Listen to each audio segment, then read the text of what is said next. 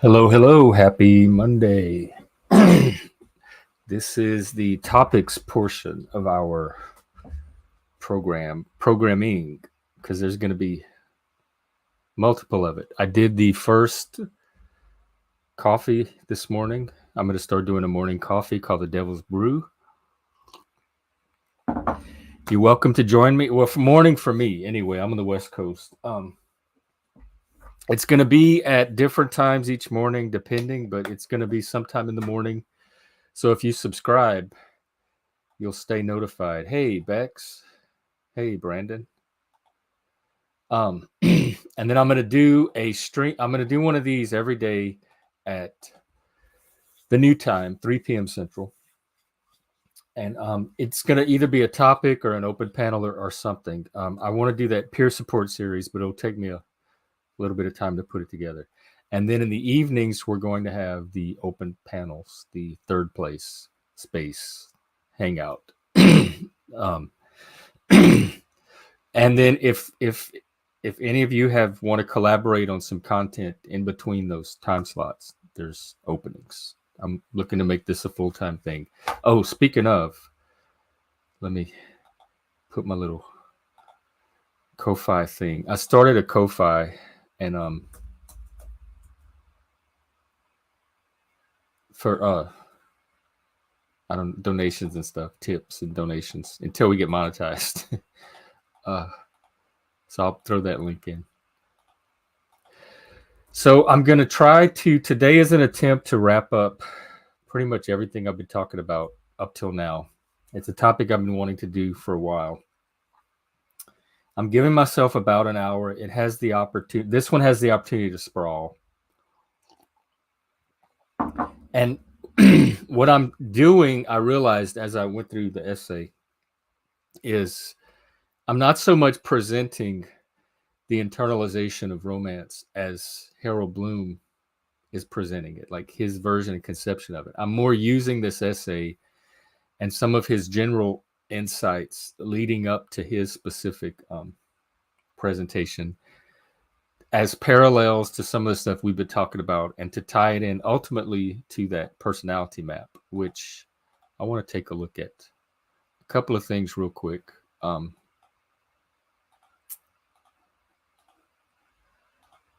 second.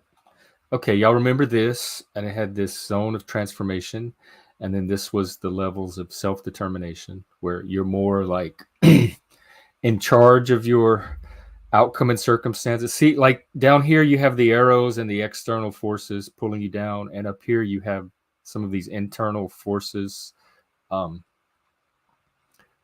pushing outward. What is that? Hang on, there's a I want to try to find a quote if I have it. Yeah, there's a quote from Wallace Stevens. He says that an aspect of art, which he refers to as nobility, that's a term that also shows up in Satanism, the Satanic Temple at least, which he refers to as nobility, that it is a violence from within that protects us from a violence without. It is the imagination pressing back against the pressure of reality. That's actually a perfect quote to start the topic with. Oops, sorry.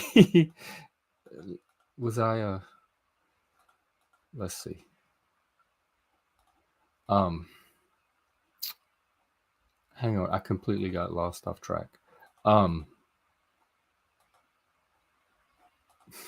Sorry, I'm having a major Spurg moment. Okay, so we have the little threshold of independent self-determination chart, and then we kind of graduated to or replaced it with, or kind of started working off of this chart. And what I eventually wanted to do was present some of these higher levels of personality development, but then I realized that I think the way that I'm trying to approach it best is through this Harold Bloom essay on the internalization of quest romance rather than Dabrowski's constructs. So that's kind of what this is. It's going to ultimately tie back to this map. Okay, so a little bit of historical points.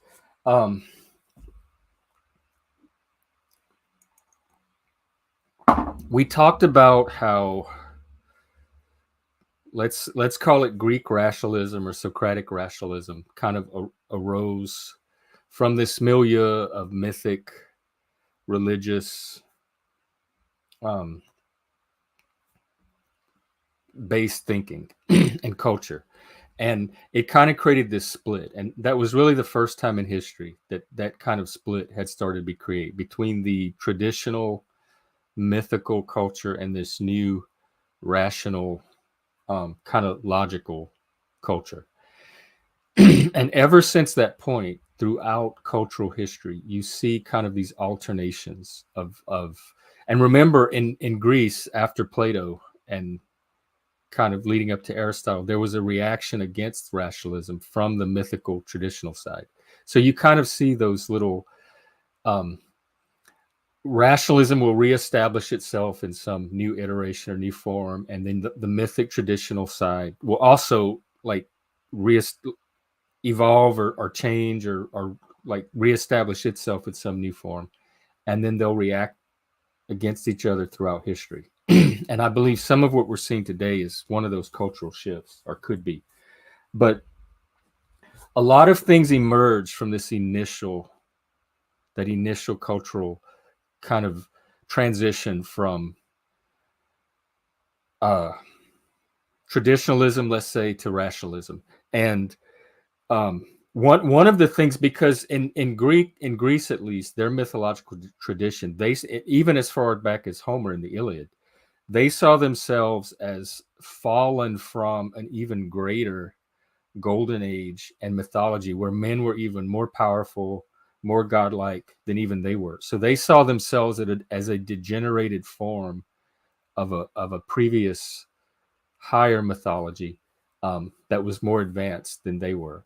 And so when this rationalism starts to take place, for the first time, people begin to think in terms of progress, not coming at the end of a golden age, but at the beginning of an age where things can actually begin to improve. Remember, we have the comic and the tragic, the V, and so the Greek story up until that point was one of tragedy, of loss and decline and fall. And with the rise of rationalism and the perspective that it brought with it, people were able to start thinking in terms of progress and advancement.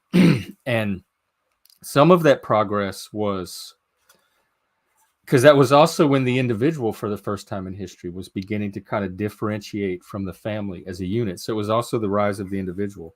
And so some of that progress was not only societal, but individual. So I was trying to kind of find within that process, that historical process, when this idea of personality development, maybe kind of began. And I did find something again in this very excellent book, The Greeks and the Irrational, um, talking about the sophist versus Socrates, and Socrates' attempt to kind of stabilize truth with reason and rationality among the relativism of the sophists. And Protagoras was the sophist that Dodds is using as the example to contrast with Socrates. So he says for Protagoras, arete or arate, which is kind of it's a Greek concept that's hard to translate. It means kind of like excellence or living from your highest ideals or best self. So it's kind of aligned with what we're talking about, our excellence in everything you do and constantly striving to be excellent. For Protagoras, that can be taught, but not by an intellectual discipline. Now, this is going to sound familiar. One picks it up as a child picks up his native language. It is transmitted not by formal teaching, but by what the anthropologists call social control. Now, that sounds like some of that on our personality map, that second factor when you're social, like primary integration, when you're socialized into an initial set of stories, etc. So for Protagoras, he's saying that those stories are enough to inculcate this sense of arte in a person, this sense of like intrinsic drive to develop. For Socrates, on the other hand, arte arte is or should be episteme. It should be a branch of scientific knowledge. hang on, I lost my place. For Socrates, arete was something which proceeded from within outward. It was not a set of behavior patterns to be acquired through habituation, but a consistent attitude of mind springing from a steady insight into the nature and meaning of human life, including your own, primarily your own human life. So that sounds really more like what we've been talking about with the personality development from kind of these disintegrative crises that kind of loosen up this initial social programming or social control, as Protagoras, as the anthropologists call it. And you start to discover the authentic ideals that are unique to you, either innately or are very, very fundamental to your development. And so you're looking more within than to society or to anything external. And so that seems to originate historically, at least with Socrates. So that being said, some of these little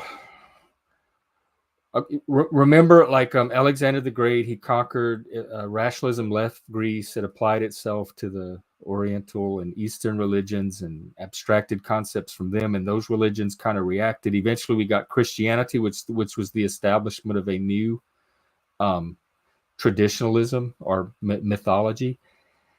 And then you had like and once you establish these rationalisms, they do have a tendency to become dogma and eventually tyranny if they're merged with some kind of state or social system.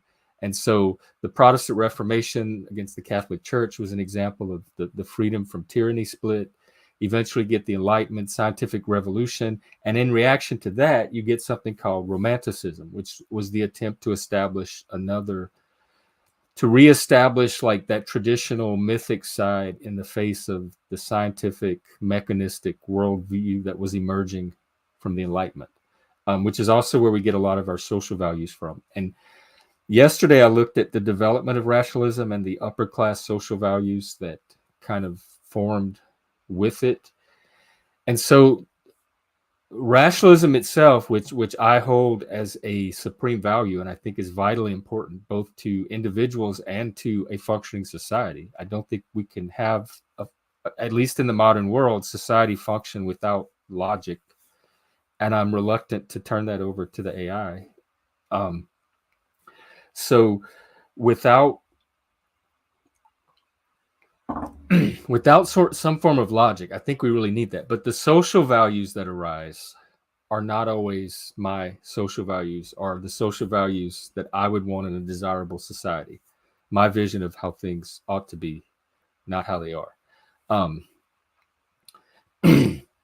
And so, but then in the Enlightenment, you had some social values that perhaps for the first time in history, I mean, you did have roots of them back in Athens too with democracy, but you had some social values emerge with the Enlightenment that kind of continue to this day that allow that type of logical, rational inquiry to continue. And it's the values of classical liberalism. Sometimes it's called Enlightenment liberalism, freedom, open dialogue, scientific inquiry, etc., individual rights.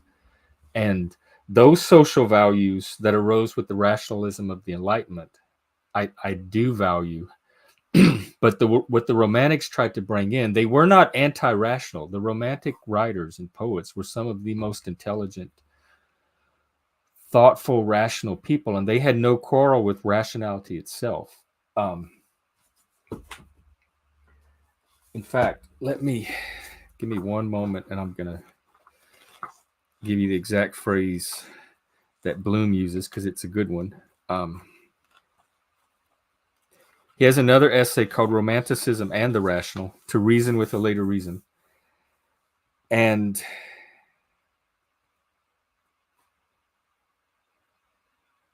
the great enemy of poetry in the Romantic tradition has never been reason. So their reaction was never against logic or reason itself, but rather these premature modes of conceptualization that masquerade as final accounts of reason in every age. It is not reason that menaces the shaping spirit, but the high priest of rationalization, the great man with the compasses who have marked out circumferences from Descartes, Bacon, Newton, and Locke down to subtler limiters of the imaginative horizon in Hegel, Marx, Freud, and their various revisionist disciples. Romanticism, in what seems its central tradition, at least in our language, is a revolt not against orderly creation, but against compulsion, against conditioning, against all unnecessary limitation that presents itself as being necessary. So and remember, part of this project started kind of as a defense of logic and rationality in the face of some critiques of it and skepticism toward it that I see coming from within the enlightened centrism movement. Yes, I'm looking at you, P.F. Young, and from the right. So we need to restore our rediscover or refine respect for logic and reason and rationality, and maybe find a proper context for it in the modern world. But I'm not sure attacking it, especially since what you're attacking seems to be these distortions of it that Bloom talks about, not logic and reason itself. That's why I'm here. So in a way, I think both wokeness itself and this like counter reaction to logic coming from the centrist and center right is another form of romanticism. And that's the final point I want to make about romanticism before I launch into the hero's journey thing. That particular reaction against that particular kind of rational synthesis, which I still think is the dominant one to this day. In many ways, the modern world, we are still living in the transition or the tension between the scientific enlightenment and the romantic reaction.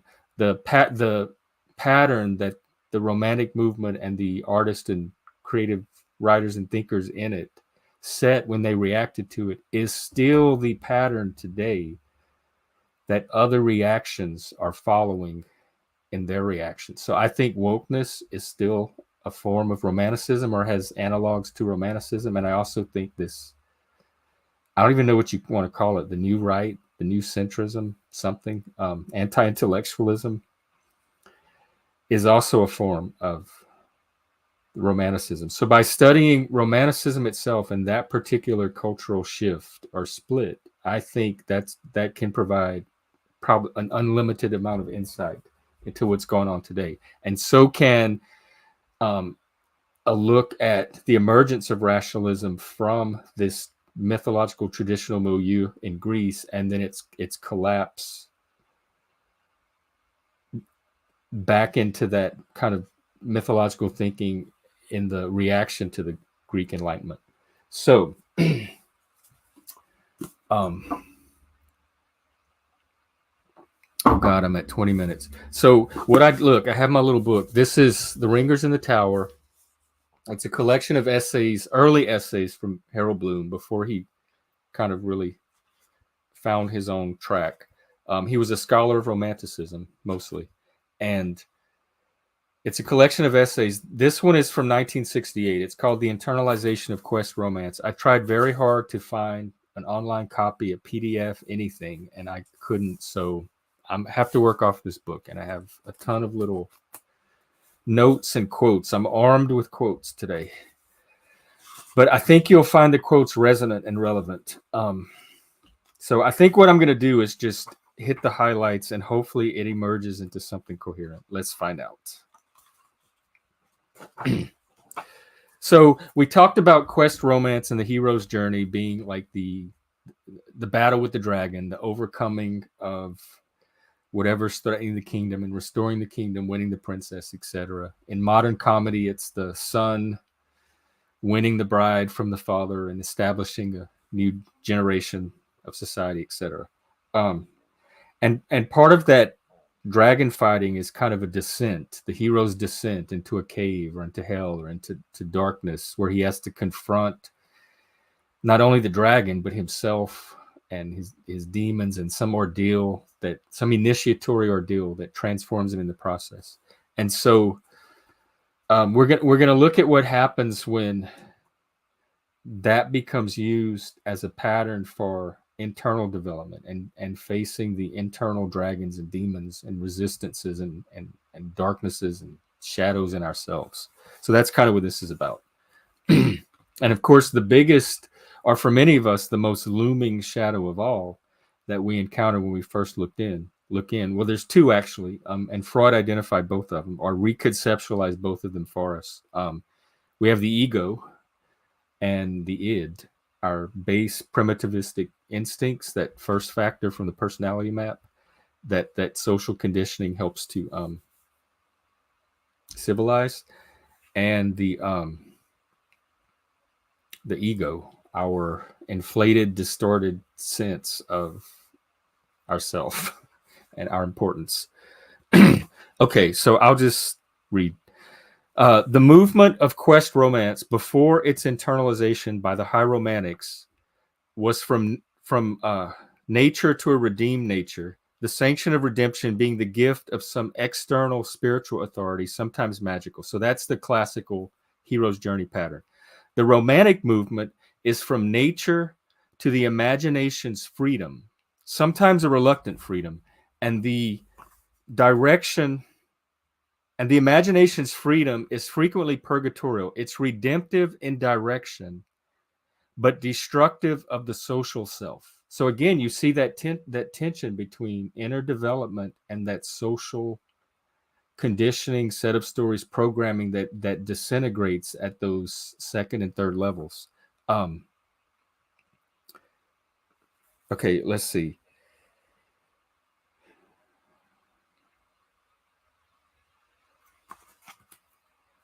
Okay, he says the romantic central desire is okay. These are the conceptions of what people think the romantic internalization quest is, and one of them is that it's a central desire to merge oneself with what is greater than oneself. And hang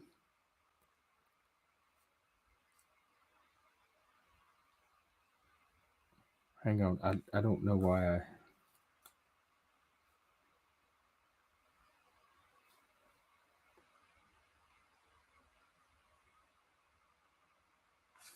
Okay, well we'll just skip that. I don't know what I'm was trying to get at there. Work in progress. Okay, so we can explore the. Okay, so he says that without hoping to find an answer, and please don't hope to find one here either. This is an exploration. One can explore the question so as to come again on the central problem of romantic and post-romantic. He says poetry, but I'm going to say art, culture, worldview, thinking, etc. What, and listen, because this question shows up on these streams a lot. What, for men without belief and even without credulity, which is me, is the spiritual form of romance? What is the spiritual form of that hero's quest in a secular world for people without some kind of external transcendence, some kind of spiritual, supernatural sanction for their beliefs, their sense of being, their identity, etc. That's what this essay explores. So Northrop Frye, who we've looked at, he gives his version of it. He says, translated into dream terms, the quest romance is the search of the libido, or the desiring self, our erotic self, for a fulfillment that will deliver it from the anxieties of reality, but will still contain that reality. And we talked about, when we looked at the romantic way of looking at things and the more realistic way of looking at things, that seems to be the romantic way of looking at things. You want, it's wish fulfillment, it's desire, it's a desire for delivery from the anxieties of reality, but not reality itself. And it can be taken as an example of the trace of what Bloom's going to call Prometheanism. It's a Promethean and revolutionary quest, and it cannot be translated into dream terms. So this internalization that we're talking about cannot be translated into the same dream terms that Frye translates the normal hero's quest into. So it's going to kind of require a different type of transposition when we take it in to the romantic conception of the psyche. The hero of internalized quest is the poet himself, or the artist, or the creator, or the individual that's trying to develop. So the hero is you, yourself. The antagonist of the quest are everything in yourself that blocks the imaginative work. And the fulfillment is never the work itself, but the work beyond that is made possible by the apocalypse of imagination. So the dragon in this case are elements in your own self that's blocking whatever it is once you get in touch with this creative ideal or this personality ideal, and you start to identify and live from your higher values. And remember, the values start to form a hierarchy at that point. The quest becomes whatever is blocking you from discovering and living those higher values, and it's something internal to yourself. He says this realization needs, oh, hang on. This is a good one.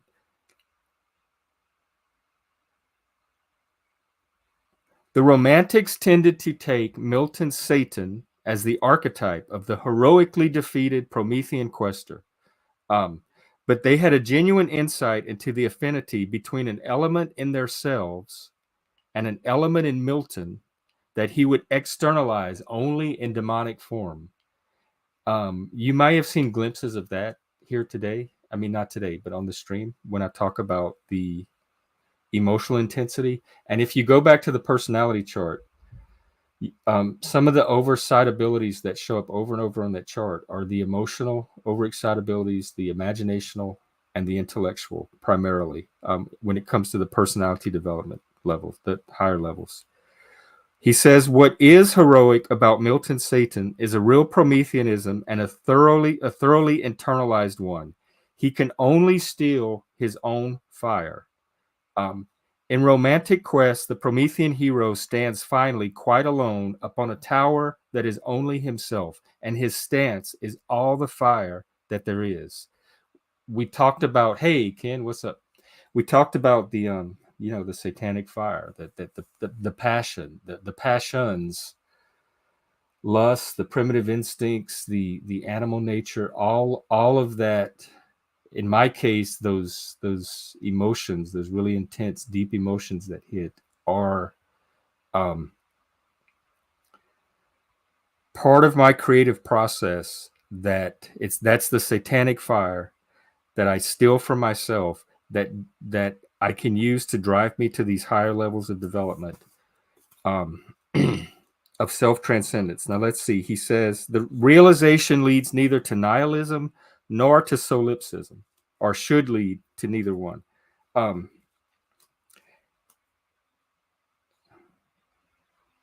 Why?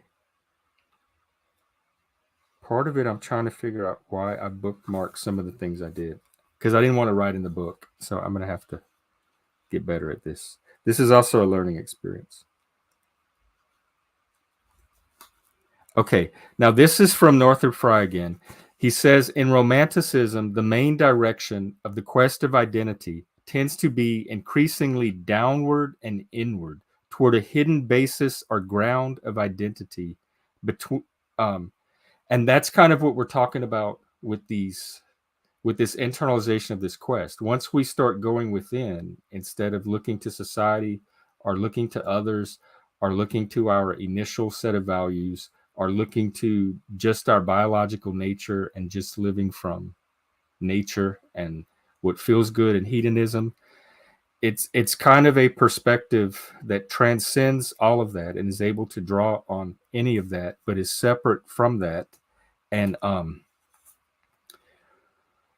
once that part of you starts to quest, it starts to quest within internally, and it starts to encounter things internally. And as Frye says, inward and also downward. We have the hero's descent downward, where he's supposed to meet the dragon. The internalization of romance brought the concept of nature and consciousness itself into a relationship that they had never had before the advent of Romanticism in the later 18th century. Implicit in all of the Romantics and very explicit in William Blake, it is a difficult distinction between two modes of energy, organic and creative. For convenience, the first mode can be called Prometheus, and the second, the real man, the imagination.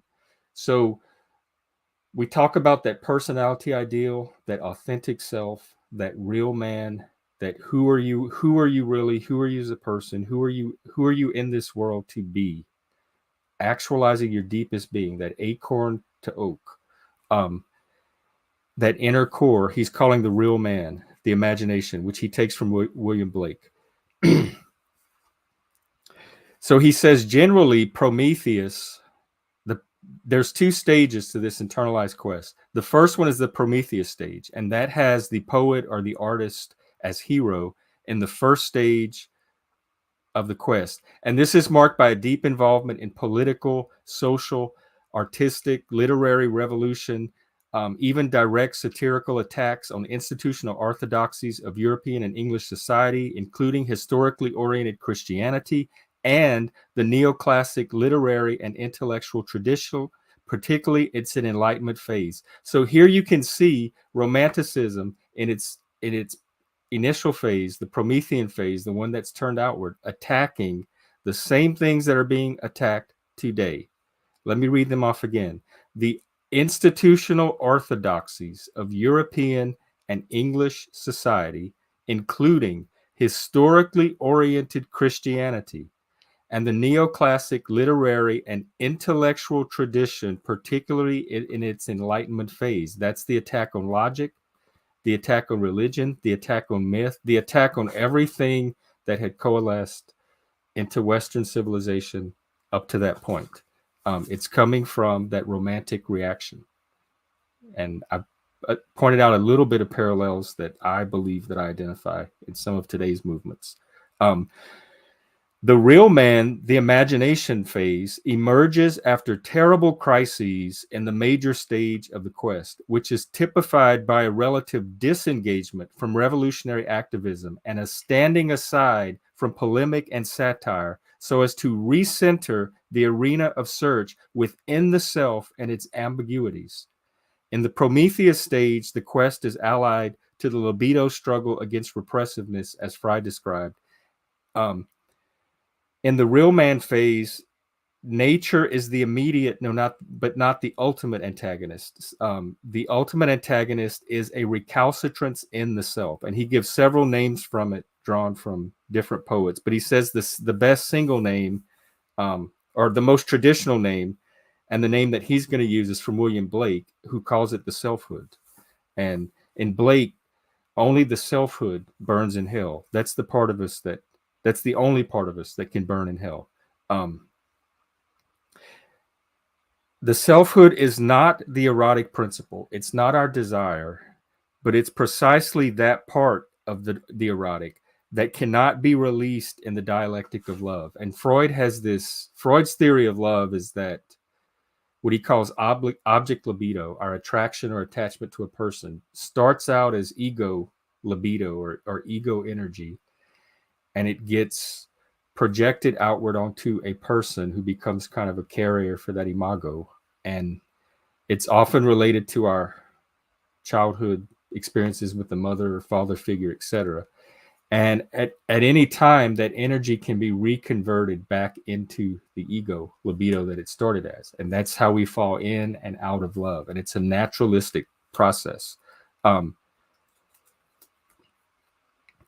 And the Romantics had a very different view of love. And Bloom says that all romance, both literary and human, is founded upon enchantment.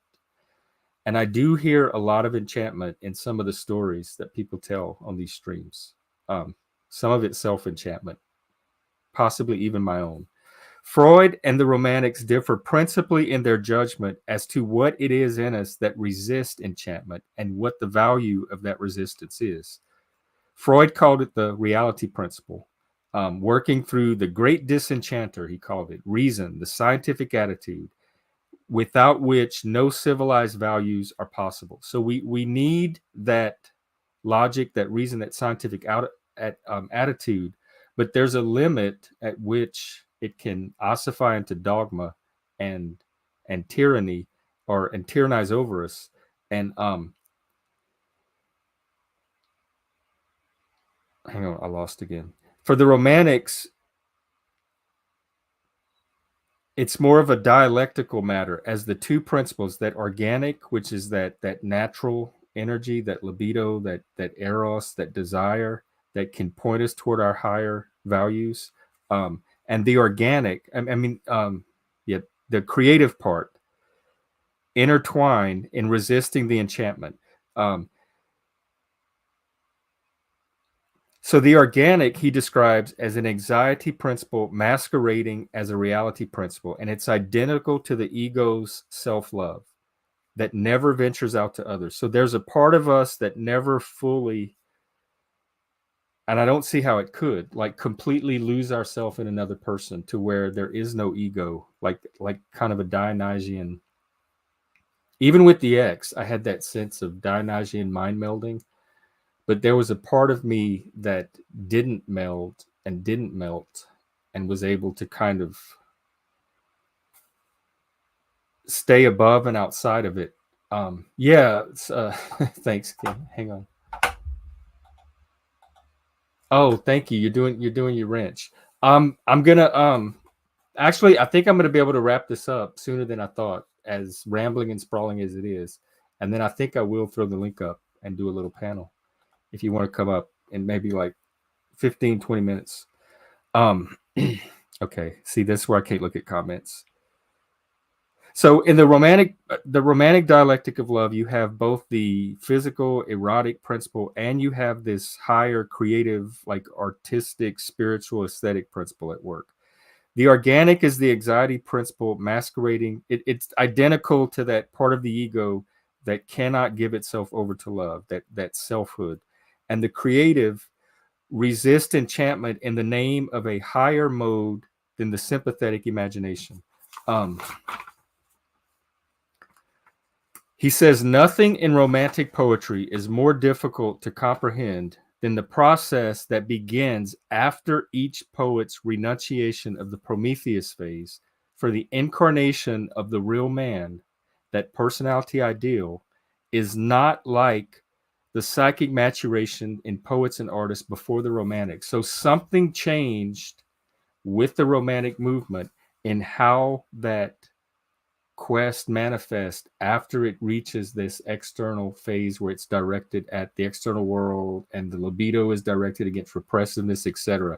That's kind of the phase that gay people went through when they were stopped repressing who they naturally were, and they had to fight society, they had to fight their internal inhibitions and programming and everything they had internalized about being gay, etc. So it was kind of this quest to overcome your initial programming or conditioning to let your authentic self come through, and to overcome, like to do it on a social and political level as well. And after that phase was over, most people went back and integrated into their ordinary lives. So on a social level, there's not necessarily a second phase, but on an individual level, you can get to that phase, kind of what I call beyond the ego, which is where the Romantics tried to go. And not all of them were successful, and most of them weren't. But in their attempts, they leave us clues, like in their little fragments and ruins, that not only, I think, can we draw insight from, I think a lot of the personal development stuff that we see today probably has drawn insight from, including Freud himself. What Bloom does in the essays, he goes through different poets and gives examples of their attempts to do this. I don't want to go into those specifics. I wanted to take more the general structure that he's laying down and apply it to our personality map. So he says that romantic love to Freud is a particularly intense version of the longing for the mother or the father, a love in which the imago is loved rather than the replacement, the actual person. You're loving your projection of your past stuff in the person. Romantic love on this account is anything but a dialectic of transformation, since it is doomed to overvalue the surrogate as compulsively as it overvalues the mother.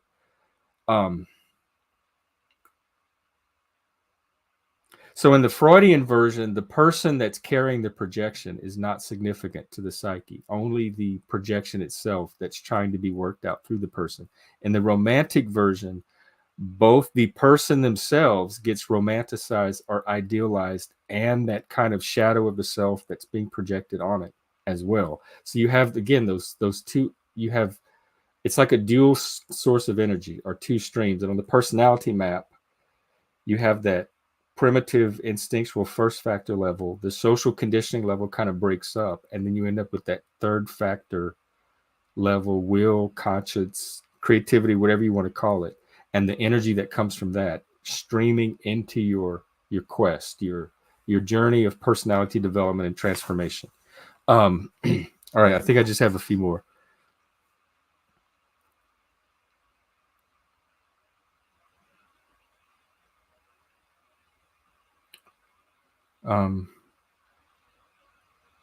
Again, I'm trying to figure out why I marked some of these.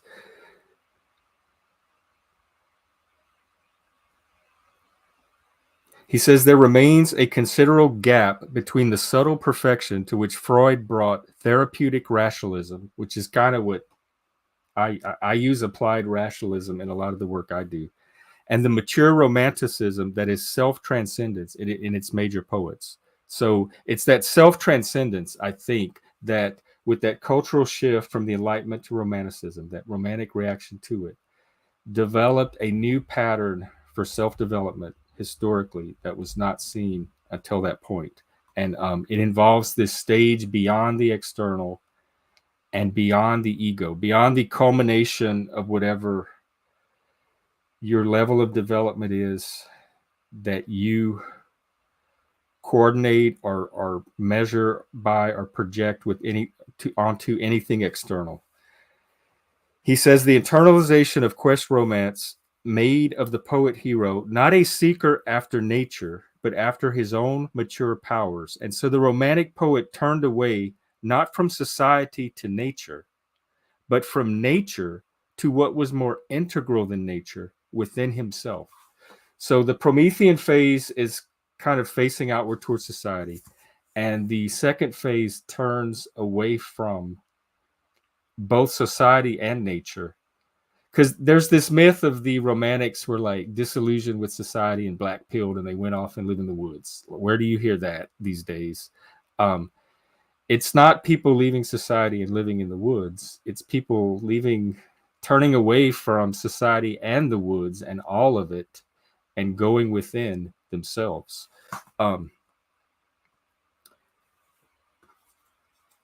He says in romantic psychic mythology, Prometheus rises from the id and can be best thought of as the force of libido doomed to undergo a merely cyclic movement from appetite to repression and back again. We saw in that personality chart, you have those contrary states that kind of coexist at the same time that your psyche can cycle between, and that to transcend that there has to be some kind of hierarchy that forms that like indicates that one of those states or set of values is superior to the other. And so the Prometheus phase, the id, that Freudian cycle of like projection and then retraction of the energy back into the ego, etc., is a horizontal cycle. There's nothing vertical or hierarchical about it. And to get to a higher stage, you're going to have to transcend that merely natural dialectic or psychodynamic of love that Freud propounded. Let me see what else I got.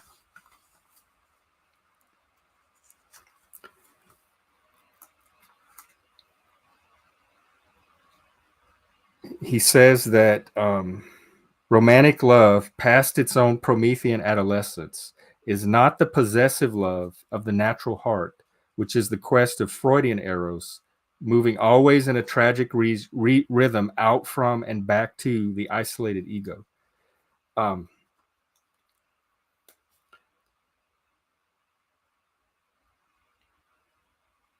he says all such love is entropy, and as such, Freud understood and accepted it. And that he calls that the naturalistic dialectic of love. So that's kind of like the secular, natural, human, normal dialectic of love that most people will go through in their life. But beyond that, and the romantic poets and artists explored it in their works. So we get like fragments and attempts of that quest, but beyond that, there's a vision of or a possibility put forth for something beyond just that natural cycle. And I think we see something similar in the personality map from Dabrowski as well. All right. He closes with the man prophesied by the wait, let's see. It learns. Here it goes. Whatever else the love that the full romantic quest aims at may be, it cannot be a therapy. It must make all things new and then marry what it has made. Less urgently, it seeks to define itself through the analog of each man's creative potential. But it learns through its poets that it cannot define what it is, but only what it will be. So it's very much something in process. It's not something that can be pinned down and identified. It is something that is discovered and emerges from a process. And on the stream, like with stuff I do here, I call it my creative process. And I think a lot of things that streamers learn come from just the act of streaming. Musicians probably the same way, etc. The man prophesied by the Romantics is a central man who is always in the process of becoming his own begetter. And though his major poems perhaps have been written, he as yet has not fleshed out his prophecy nor proved the final form of his love. So I think since the Romantics, what he's saying is we're all, or not all of us, but those of us who explore this transcendent, like self-transcendent, I guess, is what you call it. Is it even possible? Can you transcend yourself, or do you just transform into a higher version of yourself? I think whatever the answer is, it's not found at that third level, that horizontal level. I think it's found at the multi-level, like when the hierarchy starts to form and there's a higher level to explore. And again, the root of that model can go all the way back to Socrates and this like inner quest for values and a technique based on experience and insight instead of received from the societal stories like Protagoras advocated for. I feel like that might have brought us back to our starting point. This was an experiment. I will make notes and learn from it and get the topics tightened up better. This one was longer than they'll probably usually be. So tomorrow I'll show up with who knows what topic. But I think I'm through for now with the historical topics and the personality development. I want to shift over to peer support at some point and at least get that peer support curriculum captured. But that might take me a few days, a week or so to put together. Because last time I started researching it, I ran into all that implicit bias crap. And then I got involved in that detour. So we'll try to get back on track with peer support. In the meantime, if you have any topics you want to hear about, talk about, discuss, let me know. I'm going to put the link in the chat and open up the panel.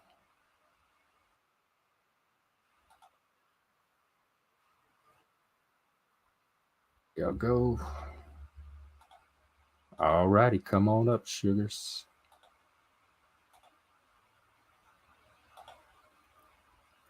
All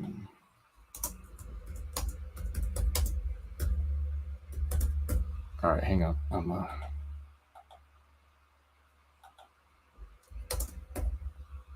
All right, there we go. And if nobody wants to come up, I'm not gonna stay on much longer because I think there's a bunch of stuff going on in the Discord to watch. But I will do another evening stream tonight. I'm not sure when, but look for it tonight. So I'll start doing a stream in the morning at some random time, but roughly around the same window. I'll try to announce it 10 or 15 minutes in advance. An evening stream, kind of the same way, and then a 3 p.m. Central stream every day, reliably, with either a topic or a guest or an open panel. So that's where things are at now. I think I'll go to the top of the hour and run it for 10 more minutes and then call it a day unless somebody wants to come on. Oh, hang on.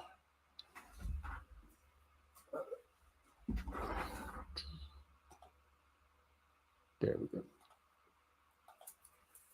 In the meantime, let's see if someone's streaming that I can have somebody babysit you while I go get a refill. iFi is still streaming. All right. Take a look at this for a second. I will.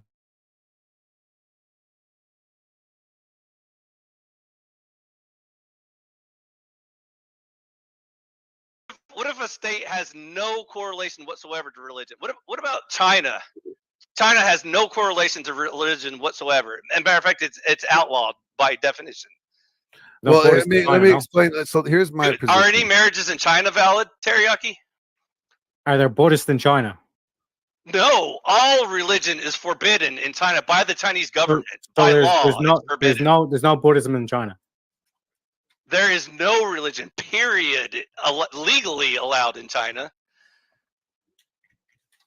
So, this is my opinion. There's been other nations. Hold on 2 seconds. Let me get this. All right, I'll shut up. There's been other nations.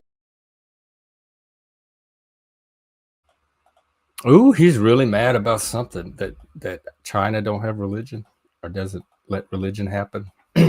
I can understand that. Where do Chinese people get their meaning if there's no religion? Well, they have like Eastern traditions, though, right? They still have a mythic tradition, even if it's secular, right? To get meaning from.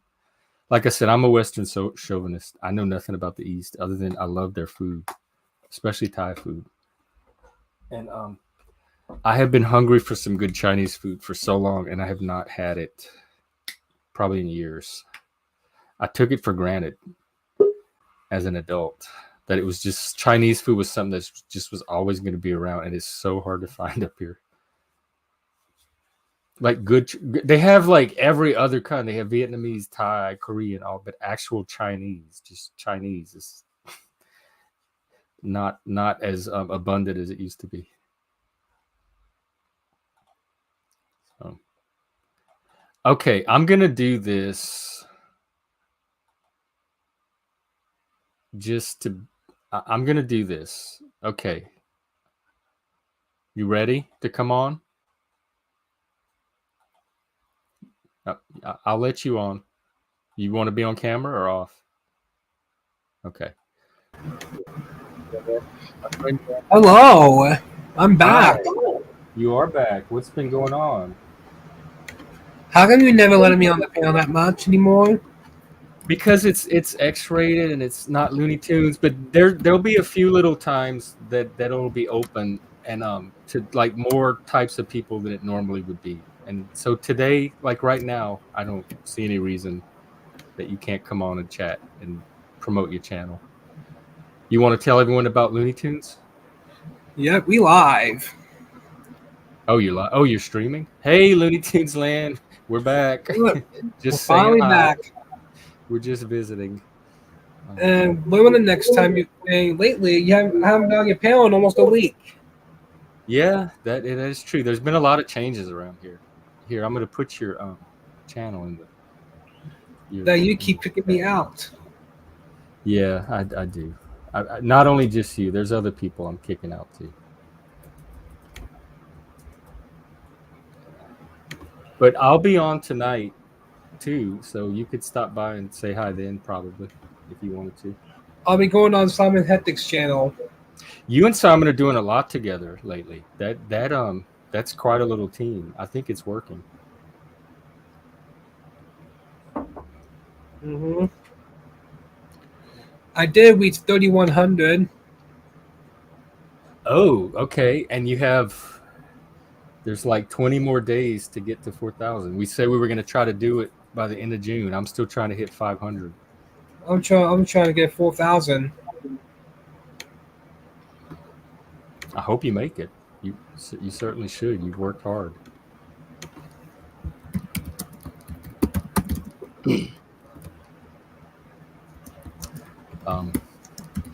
Anything else going on?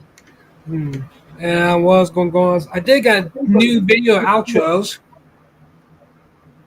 Oh, an outro? Do you make your own clips and stuff, your intros and outros?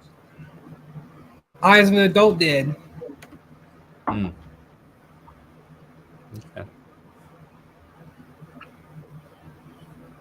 I'm going to go to 4K. Yeah, I'm rooting for you. I hope you get there. I like to see everybody's channel grow. I just get excited when channels grow in general. I don't even care who it is. Even people I don't like. If their channel grows, I'm like, yay, a YouTube channel just grew. Most people say I have the best stream. Most people say I have the best streams on YouTube. You probably do. You probably have the best Looney Tunes streams for sure. And I would say you have the best Hitler cartoons because I've never even seen one like that until your channel. Daffy Duck and Hitler. Yes.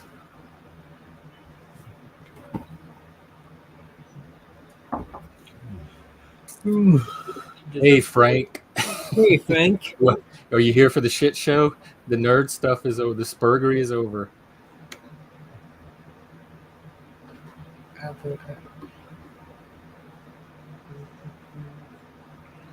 But it has the best streams on YouTube ever. And your favorite Looney Tune character is the Roadrunner. Yes. Uh-oh. What's going on, Chuck? What's the latest drama? And Frank, you ain't seen nothing yet. If you think these are the best, I don't know what that says about YouTube, but it's... Oh, we have another guest. Welcome. Welcome. Yo. Welcome. And midlifebrologic. Welcome. Hey, thanks. Has he gone on your channel yet? You could go on Brandon's. I got some subs from Brandon's crowd. I don't know if I want Brandon's crowd. I'm very confused. I just looked at his link. It looks like cartoons. So for those reasons, I'm out. Not, you said you'll do anything for sub. Like you didn't care. You would whore anywhere. And I can tell you, I have gotten the last bit of growth I had probably came from his channel because he has almost 3,100 subs. I have 3,100 now. And he double streams. So he would stream from your channel back to his, and all of those people would see your channel, and some of them would come and subscribe. Well, you can come to my channel, Brandon, and definitely subscribe to my channel. But I do want to have... You can restream my channel, but if you're going to come and talk Looney Tunes, I'm going to kick you off. I mean, respect. Well, at least let him set the stream up and run it a few minutes. It's your subs. Yeah, I mean, I can't. I'm not above hustling Looney Tunes. My channel's kind of all about the old school cartoons. I mean, they're pretty epic. They're super violent. I remember them. The one I liked, the peaceful one I liked was the was it the coyote and the sheepdog or something? And they were like friends until they clocked in. Remember that one? It's very rare. Oh yeah, George the sheepdog. Is that what his name was? Do you remember the Daffy Duck Hitler one? I didn't remember that. Well, there's maybe. Channel. He hits Hitler over the head with a hammer, and Hitler makes silly cartoon faces.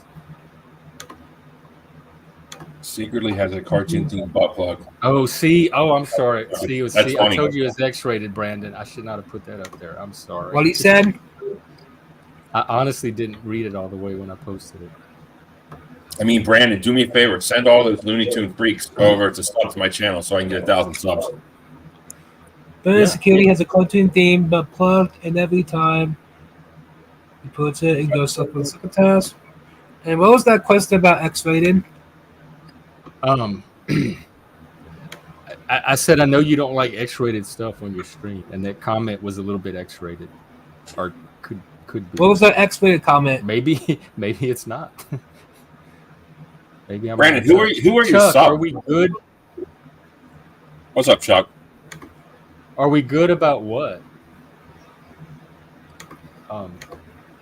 You're good as far as I know, unless there was some drama. Brandon, do kids sub to your channel? Like, I'm very confused. Like, I'm definitely jealous of you, but I'm not trying to like. You should team up with Vic Ferrari. You and him would make a great team. I found him through Brandon, and he hangs out here now, and he's a very into guy, red pill type stuff, and he almost got my channel struck from telling a dirty joke, and it all came from the Looney Tunes crowd. Yeah, I don't want that shit. But tell him to sub to my channel. I did subscribe to your channel a long time ago. Thank you, Brandon. Appreciate it. Do you have a favorite Looney Tune character? What'd you say? My favorite Looney Tune character? I told you I like the sheepdog and the coyote. Wow, full of Sam Sheepdog. That's pretty dope, that one, yeah. I like Speedy and Zyla, but that's racially insensitive, so you can't watch that anymore. Arriba, underlay. I like Roadrunner. I like I hated Daffy Duck. I hated Bugs Bunny. Always have, no offense. What's up, Doc? I didn't like Foghorn Leghorn, and I even raised chickens. I love him. That's him and Taz. I say, boy. I don't like him. Well, and I used to hate the skunk. Pepe Le Pew, until you started identifying with him. Mm-hmm. Yes. When I got older, I was like, that is genius. But I like it. Plus, he's like trans-special. I did got new outros. Do you want to show it to us? Can you play it? Yes, but I have to. If you share your screen, I'll share it.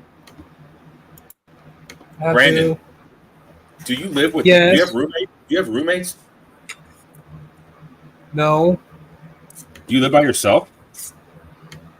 I live with all my brothers have kids now. Oh, you live with family? Yes. Family is important. Most people say I have the best streams on YouTube. Well, let's see your outro, and we'll see. Outro. You've got 3,000 subs, man. That's totally awesome. I mean, 3,100. Right. I'm like a struggle streamer. Are you monetized? Why are you not monetized? Because the contacts are off. The credit card hackers. Credit card hackers? What are you talking about? People hack your credit card. You're going to get claimed, Jeff. No, this is public domain now. Is it? After a certain date. This is not copyright. By here. So, folks. Yeah, all the ones he shows are public domain. That's a nice how's that? I want to associate with Looney Tunes. That's a nice. I never liked the pig. Most people say I have the best streams on YouTube. Most people would say some people would say I have. We would say Midlife does. I think Simon Hectic does. Well, this is Simon's new streaming partner. They teamed up. You got on Simon's today, right? Yeah, I think is that your dog, Brandon? I'm gonna mute you. Okay. What's up? So, FYI, if you know, Tom and Jerry is great, of course. Do you remember the one where he plays the piano? Mm-mm. The cat plays the piano, like a grand piano for a recital in front of like an audience. Anyways, it's a classic Looney Tunes. It's one of the best. I remember the one where the mouse would run in the kitchen and the mammy would jump up on the stool and she had like 30 skirts that she would pull up real fast and you'd see her in her slippers. I don't think you're allowed to say that word, by the way. Slippers? Mouse? No. Mammy? Yeah. You talking about her? Bro, you're going to get in trouble. You're canceled now. Well, no, I'm not getting trouble. Look, this is actual Mammy from Gone with the Wind. Hattie McDaniels. This is modeled after her. No, I saw I'm that not movie. gonna, if they coming at me for this, we going to war. I promise. Yeah, You're you'll get in going trouble to for war. that. Maybe you're gay, so you can get away with more. But I you're was definitely a raised white by male. these are my black mamas. I was raised by black women. Don't say that around black My people. channel has no swear words at all. Has no I'm going what? to talk about Going with the Wind. My channel is G-rated, by the way. Going with the wind anymore? That's taboo. No, I want to talk about it. Let's talk about that. What do you want to I say? saw it. I saw it a couple of years ago. You know, I saw it as a kid. Mm-hmm. Didn't really understand it. You know, I knew about the Civil War or whatnot. Couldn't really understand it. And then I saw it maybe 2-3 years ago. And let's be honest. My channel is G-rated. Wait, Brandon, I'm gonna have to backstage you so we can have a conversation. One sec. You want to promote your channel real quick, and then I'll put Yes. you back. All right. I do have the best. I had to start down because I do have a few S words. This is a new avatar has bugs on it, and with my username on it, We found out the streamer peanut on butter had YouTube. bugs in it too. I'm on a goal to 4K by July 1st. I do need way out space on StreamYard.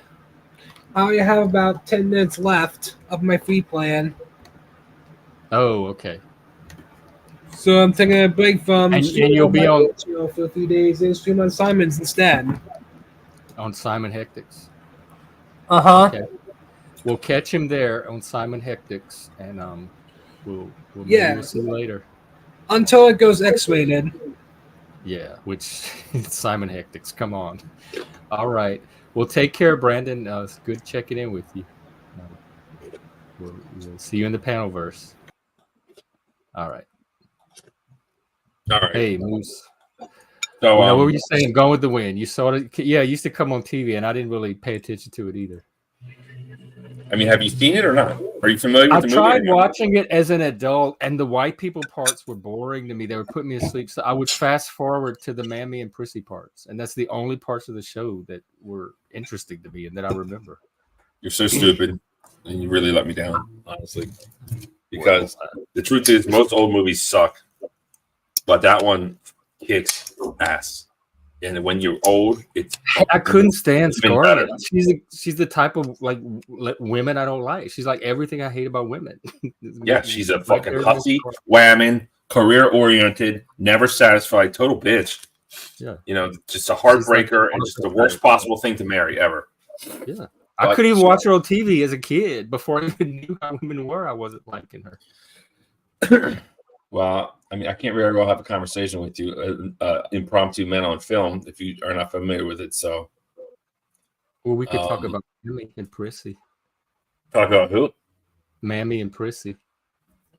I mean, that makes me feel uncomfortable, honestly. So, okay. Well, that's your own white guilt. You have to do the work. No, I don't have white guilt because I didn't do shit, and I'm poor white trash. I just have white fear. You know, of other white people. Yeah, other white libtards like cancel culture. You have a lot of fear and anxiety, don't you? You have fear about people thinking you're gay, fear about people thinking you're racist. Again, I don't have fear of people thinking that I'm gay. I just don't want a gay man's name on my fucking underwear. I know, but that is not gay. how you presented initially. Like that, yes, it is. It was like 20 or 30 minutes of gay, and then it turned out that it was just that it was a guy's name. Because it's something gay to have a gay man's name on your body is super gay. Is it gay? Is it? I see it as a male thing. Like it's not gay to not want another male's name on your drawers, but I don't see that as a gay thing.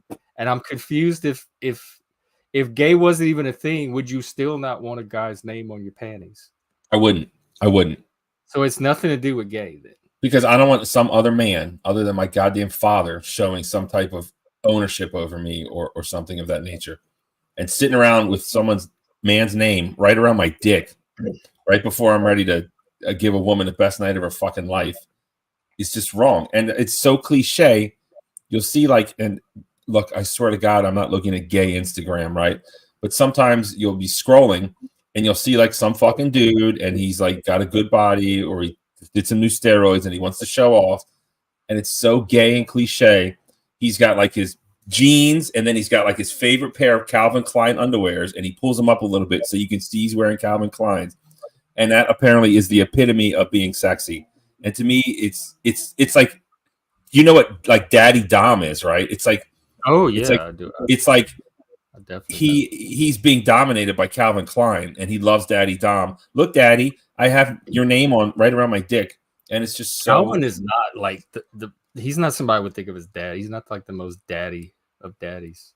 No, he's not. But just having even if it's a gay name, like would RuPaul's name make you feel that way? If you had some RuPaul underwear or something, would you feel like you had a guy's name on your dick, or would you be like, oh, that's just RuPaul, I can handle this one? I mean, a straight man wearing RuPaul underwear, you either have to be so out of the loop that you're just like super straight. But if you know who RuPaul is and you actually wear RuPaul underwear, I don't know if he or she or whatever the fuck they identified as has a RuPaul line, but that is RuPaul. It's just that is insane. I can't wear. I'd rather have so. Calvin Klein. But what you said about not wanting to feel like you were owned by another man makes sense. Like that's like a healthy sense of male hierarchy and like not wanting to be in a beta position and all that. So if that's like your underlying motivation, that makes perfect sense. It doesn't even, you don't even need the gay stuff or any other part. It's just extra gay. I mean, can you acknowledge that you've seen these pictures of dudes trying to be sexy with their Calvin Klein underwear pulled up just enough so you can read it? Like, you know what I'm talking about, right? Really? I mean, I could imagine it, but it's not something I would like normally. You've never seen Marky Mark? Out of my You've attention. never seen Marky Mark advertising Calvin Klein underwear? I think so, back in the day. But are you even gay? Let's just start with that. I don't like model looking, like muscly. I don't like the model. I don't like the underwear model look. I don't like the shaved chest. I don't like the Ken doll abs. It looks fake and plastic. I don't like that look. So my eye doesn't. So you go to fucking bear bars? I mean, let's talk about it. No, but more normal people looking like otters or wolves or what is that? I don't even know what that is. What is that? The gay animals. Well, you know, bears are the big fat gay. Of course. And otters. I'm an otter. I'm a thinner version of a bear. I'm not big enough to qualify as a bear. And then the wolves are like stop. Would other people call you as an otter, or is that what you aspire to be? I didn't even know I was an otter until other people started calling me otter. But I never heard of that. You can look it up online. It's an actual thing in the gay world. I mean, honestly, I don't have any gay friends currently. My only gay friend is in Maui, so I don't get out much anymore. So I'm really out of the loop. So I guess really you're my only gay friend at the moment. So get me up to speed, please. So otters and wolves, what is that? This is probably very dated at this point. I'm very out of touch with the gay community. They've already gone through the puppies and the furries and all that other stuff by then. And then the wolves are like the older daddies with maybe like the silver foxes, but they're not bear bodies. So a lot of it is like age and body type. Depending on what age and body type you are, you have a different animal designation. Even women use that term, silver like fox. Cougar, I've heard that. Vixen. No, silver fox is a hetero term too. Oh, I know a silver fox is like a very handsome, distinguished older gentleman with gray, like salt and pepper hair or gray streaks. But usually good looking. Yeah. Oh. Have Ken and Looney Tunes ever been on the panel together? Yes, they have. Hey, Ken. Yeah, Chuck and Ken, come up. Yeah, they have actually. Most people have been on the panel with Brandon by now here. All right, so what movie would you feel comfortable talking about if you don't feel comfortable with Gone with the Wind? No, I want to talk about Gone with the Wind, but if you're just like, oh, I just like the mammies and the slaves, that's the best part. I have to watch it. I have to sit there. You always bring movies that challenge me to my very core. I'd have to suffer through Scarlett O'Hara again to watch it. Maybe that's good for me. Maybe it'll be therapeutic, cathartic. That movie inspired me at a time when I was low in life. And I'll tell you what part did, okay? And I hate to look up to women, especially dirty, rotten whores like Scarlett O'Hara. But after the war, and she was starving, and she went back to her farm, her plantation called Terra. She pulls this mangly little carrot out of the ground, and she eats it, and she like starts to vomit because she's like starving to death. And she's like, I swear, that I'll never be hungry again by the blood of Terra or some shit like that. And I was like, damn, girl. Yes. As God is my witness. Yes, yes. And it was really inspirational because I was going through a tough spot. And it's kind of embarrassing that Scarlett O'Hara is one of my heroes. No. Whoa. I mean, that's probably the gayest thing about me, but no, that's heroic that you were able to find strength in one of your darkest hours, like wherever you could find it, even if it's through a movie character. That's a testament to something healthy in you. Oh. Well, Daniel can come up and discuss it with you. Yeah, this sounds like the makings of a great conversation. Is one of the most drawn out point. It's not. It's just you're not smart enough to understand it. There's so much going on when you're stupid. You know what I'm going to do? I'm going to attempt to rewatch it and see what my reaction is. And if I can sit through it, then I'll watch the whole thing and we can discuss it. I don't know. It'll be a good test of my resiliency against the Scarlets of the world. I think I think. Is there some stupid lesbian Star Wars out now called Acolyte or something? You asking? I'm asking you. I'd be the last person to know. It's just. I've only seen the original Star Wars, the first 3 when they came out at the theater, and that's it. No, but there's something. It's on Disney. It's some stupid show. I don't have that. See, because I have a movie theater around me. It's $7 on Tuesdays. So if there's any, look, I'm looking for good content, right? The Men on Film, it didn't do well, but maybe if we do. What did we review? Oh, we did review something. Maybe Reindeer. Yeah, that was current. Quite an effect.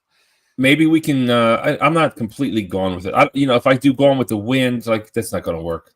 But we don't have to do like the silly stuff. We could just have a movie discussion. Yeah, we could have a movie review and just call it Men on Film. Yeah. But I don't think you're at the stage now where it's any one particular thing you have to worry about. I think you just keep doing what you're doing, ignore the numbers, and you'll find your groove. I can't ignore the numbers. I don't know how you're gonna make it how long have you've had your channel for a while? Well, I have a lot of failed YouTube channels, and I started this one like 2 years ago, but I only did like 10 episodes that were pre-recorded on Zoom with my friend, and then it got canceled because I had personal problems. And then I brought it back. You canceled your channel because of personal problems? How did they know about them? How did who know about them? What do you mean? Who canceled your channel, you or YouTube? I was living with a girl, not my girlfriend now, and I could go on forever. This is the crazy one. I think I told you a little bit about that. The stalker. Yeah. This is back when we were together. And I did a bit about tattoos. And she didn't really give a shit about the channel, but she just so happened to listen to that part. And she like freaked out. And since I'm kind of a beta male cuck, just to have peace in the house, I just like canceled the channel. So you took it down because of this woman to make things easier. Yeah, well that makes sense. Yeah, because she got. I mean, it like hurt her feelings, and then I felt bad. Like, what can you do? I'm just kind of a douche, but it was canceled, and then it like started up maybe 6-7 months ago, like in earnest. If that makes sense. Does that make sense? Yeah, but you feel better positioned now to do another channel?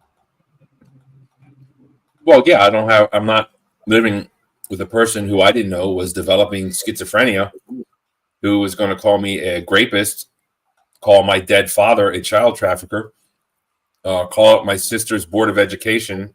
She's a teacher for like 25 years, and say that she's uploading PDF file stuff on her computer. And then like the whole administrators had to get involved and check her computer, and then check my nephew's computer because she said they were uploading child PDF stuff. Dang. I brought shame to myself, to my family, and now I have this monkey on my back. And now last time I heard, actually no, so she's insane. She's insane. She says she has children from Hunter Biden. She says her mother is Joe Biden's concubine. Her mom. Yes, she says that I'm Madonna's cousin, and that we married and we have sex, and that we raped her in her home and live streamed it to Hunter Biden so he could masturbate. Like, she posts all this shit online with my full real name, and it's quite troubling at first. It's horrible. And then imagine like dating. Like, I have a girlfriend now and she knows about it, but like, when is the right time to tell someone that you're dating, hey, FYI, if you find someone that says I'm raping people and stealing children and married to Madonna and having sex with her, and just like all kinds of just insanity shit, it's like, don't worry about it. That's just my ex. I mean, well, now you can just say, hey, there's this new Netflix series called Baby Reindeer. We should watch it together, honey. But it's not quite like that, right? No. But it'll at least like get her. What up, Dirt? Like, introduce the topic. But yeah. No, you're right. So the current girlfriend is stable and relatively healthy and at least enough for you to do a channel, and you feel okay to do a channel, and you're ready to go. You're just trying to figure out what to do. I have a channel. Newsflash, I have a channel, Jeff. Maybe it's not like a big channel. I mean, what are you saying? What do you mean? Right, that's what I'm talking about. The channel you have now, you're ready to do something with it. I think your words are landing wrong. It's kind of hurting my feelings, honestly. I guess you're not doing it on purpose. Oh my God! But you're saying I'm kind of ready to do something with my channel. Jeff, I've been doing something with my channel. Give me a little bit of credit. On here I know it sucks. It's not working and you're not getting the numbers. So I'm trying. I didn't say I'm going to give up. I just said I just wanted to. I don't know. You seem like a. I know what happened. This is what happens with women. You wanted to talk and tell the story, and I was trying to problem solve and find solution. And women just want to be heard and listened to. And this happens all the time. I apologize. I didn't pick up on. So I guess I'm being a bitch, huh? I mean, you really called me out. But you do have a sensitive side to you, which I think is a strength. I really do, and I think part of it is it's like strange. No, a strength. I don't think it's a negative thing, but I think it comes from. Like, it can have like a shadow side to it, I guess, as well. But I think part of it is like you have more sensitivity than most men, and you kind of wrestle and struggle with that. But instead of fighting it, I think if you embrace it, it's actually a positive thing. It just makes you feel like a bitch when you have it. I didn't call bro a woman. He called. I mean, you did. But I deserved it. I might have implied or you inferred, but I didn't come out and. Oh, bro, you did it. You did a sneak diss, and I caught it. Oh yeah, you're right. Your accountability partner is here. Looks like he's ready to give you something. Look, I didn't say I canceled my show. I just wanted to bitch. Like, my numbers are down. I didn't know. I thought we were brainstorming and I didn't know you were just bitching. Now that but we were strategizing. Let me redeem myself and not be a total bitch. You took it a type of way, but I'm learning the pattern better. No. What's the information that you seek that I did not offer? Let's go there. About what your goals were for your channel. Like my goals for my channel. Now. I want to be the world's biggest YouTuber. I want to sell and never all my stuff and not work for anyone ever again. And I want to travel the world. I want to go hunting, snowboarding, surfing, skiing. I want to go to Japan and eat some sushi. Yeah, life is short. I just want to crash out for like 6 months and just travel for 6 months, and all the while stream about current events and topics, or anything else that interests me that makes me money. That's what I think is completely possible. Have you do you follow what's his Caleb Jones? Is that his name? Is that the guy with the sunglasses? The alpha male guy. He lives in Dubai. No, I don't follow that kind of shit. You hear? I'm gonna send you his channel. You'd probably like him. He teaches. It's Alpha Male 2.0. I definitely don't like that shit. I'm not. And but what he does, he gives advice, and a lot of it's free advice on YouTube of people on how to start businesses that let you work remotely from anywhere in the world, so you're not tied to a location. And he lives in Dubai, but he can live anywhere in the world independently from just these income streams that he established for himself. remotely. Yeah, I just want to be a YouTuber, man. That's what I'm doing. Me too. Well, I don't need some. You're doing it. Alpha male strategies. Okay, then you have two out. Do it yourself and figure it out on your own, or pretend like you want like insider advice from other people. That's why I was giving it to you.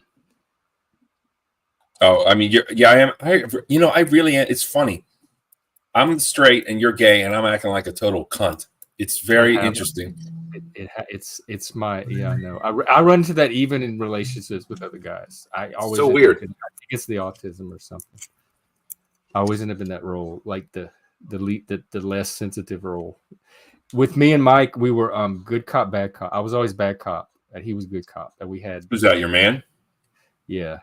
Like whatever happened, I could be like the asshole and get things done, and he could go behind me and smooth everything over and like be sensitive to everybody. But between the two of us, we got a lot done because he could handle the social side, and I could do the get shit done, be the asshole side.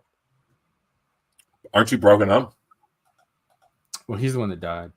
He passed away. Oh, fucking A. I'm sorry to hear that. Have you thought? Oh, that was in 2007 when I lived in Vegas.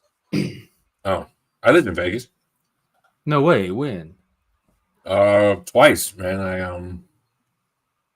I went out there and like fucking I did my EMT shit out there.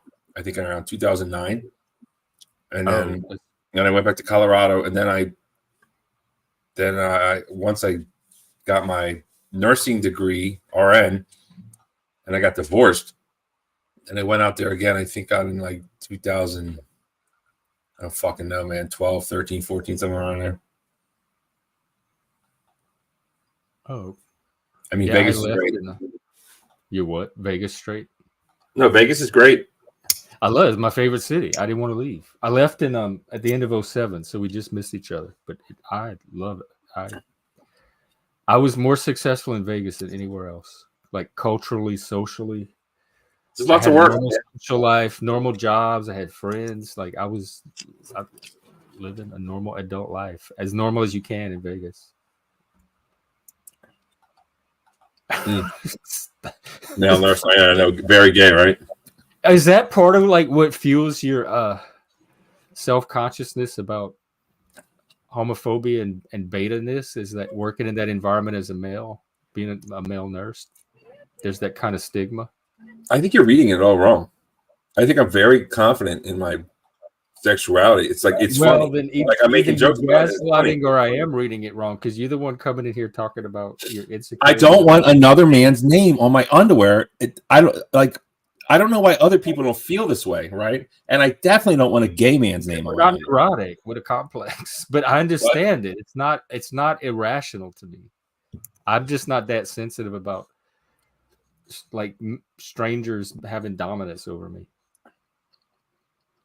I just can't stand the cliche of some dude, and even I would do it. I would buy Calvin Klein underwear. I was like, oh, I got a hot date. I got to deliver tonight. I got to lay some fucking pipe. Let me put on my sexy underwear. Let me wear my Calvin Kleins. And then when I thought about it, I was like, this is the most faggoty thing ever. Wearing another man's name. See, you thought right about it. For sex. Yes. When it started. Yes. And I'm like, I need some underwear that don't have another man's name on it. So then that's why I bought the Patagonias. That's why I'm looking into Reeboks. That's why I got the what the fuck are the other ones I got? Starter underwear I got. You know, it's like, can't I just get a brand of underwear that doesn't even have the fucking brand on it? Like at most, the tag. Well, you could take her little sticker off. I used to do as a kid. Even Hanes has the Hanes on it, and that's a man's name. I don't want that. I feel like if you went to the dollar store, they would have the more generic, no name drawers. Have you? I don't want dollar store underwear, for fuck's sake. I'm 47. I mean, I'm trying to, be sexy, and bitches want you to wear decent underwear. It turns these whores on. You can't be busting out dollar store fucking underwear. So what if you didn't What if you didn't wear that kind of luxury underwear? Would they still? Are you saying they wouldn't sleep with you at all if you wore just the normal pair of drawers? I'm not saying that, but because I don't think that's a barrier for you getting women. It's not, but why not enhance the experience, right? Yeah. And even me, I'm fine. Like, it's like, yo, I got my fuck underwear on. It like puts me in the mood. Like, I'm ready to fuck like a raw, wild fucking rabid wolf, you know? I'm ready to go to Pound Town. And it's like a whole I thought you had a girlfriend. I do have a fucking girlfriend, but I'm not gonna show up with busted underwear to her house. I want to go to Pound Town, you know? But as far as like getting sex, you have access to sex. So getting the sex is not your struggle. No, it's more like psychological. Bro, I don't understand why.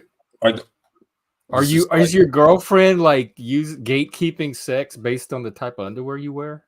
Absolutely not. I own that pussy and I take it when I want it, and she loves it. Well, then that's what I'm saying. Then what's the issue? You have anxiety about something that doesn't seem to be an issue. Like you already have it resolved in your life, but you still have the anxiety over it somehow. Not Frank. Listen, Hank. Okay, we have to go back like multiple steps here. Okay, this goes back to me talking to Hank. Hank is always trying to fuck some chicks, right? And I'm like, bro. In fact, I'm like, bro. Anyone. I'm like, bro, are you on Tinder? He's like, no, I'm not on Tinder. I'm like, bro, why not? He's like, oh, because blah, blah, blah. It's just excuses. Tinder is free. Why not be on it? Like, everyone's on Tinder. Yeah, it's a struggle, but you might get a piece of ass, Hank, because it works. Okay. So, but then he was like, oh, blah, blah, blah. And then I was like, Hank, are you fat? What's your problem? He's like, I'm not fat. And then I was like, Hank, take your fucking shirt off. Let's see. Remember that day? And I was like, do you know who Kendra is? The dating show YouTuber? Mm-mm. Okay, there's somebody called Kendra something, and she has a very popular dating show on YouTube. Even Simon Hectic was on it. And she says, stand up for the camera. She just interviews them. You know, how many kids do you have? Are you married or divorced? You know, all the basic questions. And then if you like them, you can hit them up on Instagram. It's a fun show to watch, honestly. But it's not by a region. Do they have a gay version? They do gay people. You can call in, Jen.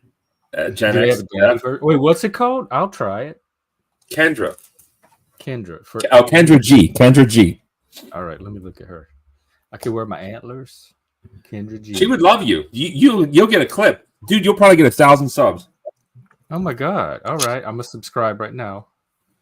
She has 240,000. Wow, that's just on YouTube. This could got be more on like attempting to get to online date and find me my daddy could be just what it needs to get me monetized. Thank you, Dad. Oh yeah, Fun with Dirt was on too. That's Oscar the Grouch. Oh, I love Fun.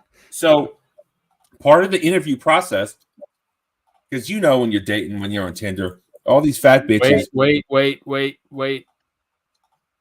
Sorry. If that was really Chuck, come back. Because I wanted to make sure it wasn't Steven. I forgot about the other day. So I'm sorry. When you're on these dating apps, you'll get catfished. Like a fat girl will hold the camera above her head and try to look skinny and do all this shit. So to alleviate this problem, Kendra says, stand up for the Kendra cam. So you have to stand up and show her your body. So like with my shirt off or with clothes on? No, you don't have to take your shirt off. But for Frank, I was just like, bro, just take your shirt off. Like, because he looks strong. I wanted to see his gains. Just to see like why he's not getting cooch. And he did it. So now there's this whole thing where I think like Hank is kind of mad that I don't know that I didn't take my shit. Yeah, I don't know. I think he like you got him to take his shirt off. Yeah, I think he's mad, and I didn't take mine off. Yours off, and it was not reciprocal. It's a fairness thing, justice. And then last night I was like, bro, if you want to see me with my shirt off, just look at my workout video. And the whole video, it's like, bro, it's like I don't want again for the 5,000th fucking time. But when I started, I wasn't sure where the channel was going to go. I thought it was going to be a bunch of bullshit, but it's getting more serious. But part of it, I was going to do monthly underwear reviews. I was going to start an OnlyFans just to see what it's like. I had all these plans, right? And I did a workout video. And I was going to, do like underwear of the month, underwear review for men that doesn't include another gay man's name as the brand, right? I mean, it's just like a thing. It's not something that I stress Well, what's out over stopping day you to from day. doing it? Because I want to have a serious channel now. I'm taking a serious turn. But you don't seem like, not that you don't seem like a serious person. You seem very serious, but your strength is your personality and your humor, I think. And if you try to, you're talking about serious topics, serious content. Yes. And yeah, I want to talk about, are not serious enough. I mean, me sitting there working out and flexing, like I think it's off brand. I think I want to get subs and I want to cultivate an audience. And the other problem is, let's be honest. Some dudes are scared of, not me, but other dudes are scared of being called gay. And if they see me doing that, they're going to be like, this is a gay channel, and they'll unsub. So that's another reason why I don't want to do it. Oh my God. And you'll end up with only the gays subbing you, all the manly men. But there's no gays subbing to me either. So we can get you some gays, especially. I wish you fucking would. I wish you would. I mean, it's still up on. Do some more, clip your underwear video into something I could promote on social media, and we can get you. I have a lot of gays on Twitter. Dude, you clip it. It's on Rumble. I don't know what to tell you. I don't know how to clip. I don't do clip.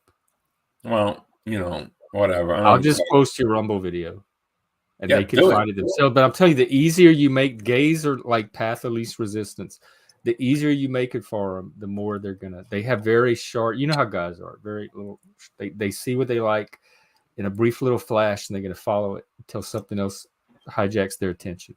So if you give them just a bite size of you doing your little workout, that will bring the boys to your yard. But the other problem is, Brologic, tell Jeff, too lazy to do the work. Thanks, Hank. I think the gays are out of hand, man. How do we just jump from that to gays are out of hand? In what way? They are. Most of the gays I know are like settled down and boring, middle class domesticity. No, gays have won. Like, so why are they still fucking complaining? Like, that's not us. We're not. That's the. What else do you like? You got marriage. Anything after that is just you want. You hear me complaining? No, you hear the trans people complaining. You hear lib complaining. Even the gays are complaining. The gays are complaining. What am I complaining about? Look, you are just doing more gay complaining than I've done on this entire stream since I've had it. Listen, my brand is complaining about shit that I see, okay? Because someone has to fucking do it, and I'm the guy, okay? And the gays have already won, and they just need to just fit in and shut the fuck up. No, they won't shut the fuck up. Every fucking day they want more rights. They want more rights. They want this. No, okay. You're not. I don't know if you're not listening for content or what, but that is not the same crowd. That is a different group. That is not us. That's the trans and the queer, the new generation of queers. That's not gay. It's the T and the Q. Well, it's not the LG and the B. Maybe you got a point there. Why am I obsessed with gays? Because it's interesting, Shelby. Gays are interesting, right? And I told you this. I like the gay struggle. I like that they come from small towns. They get rejected. It's like this whole Superman story. They get rejected by their family for being gay. Their dad punches them in the eye and says, "Get out of here, F word." And then he has to go to San Francisco, New York, or Miami. And then he finds a community and together they rise up. I mean, it's a real superhero arc kind of story.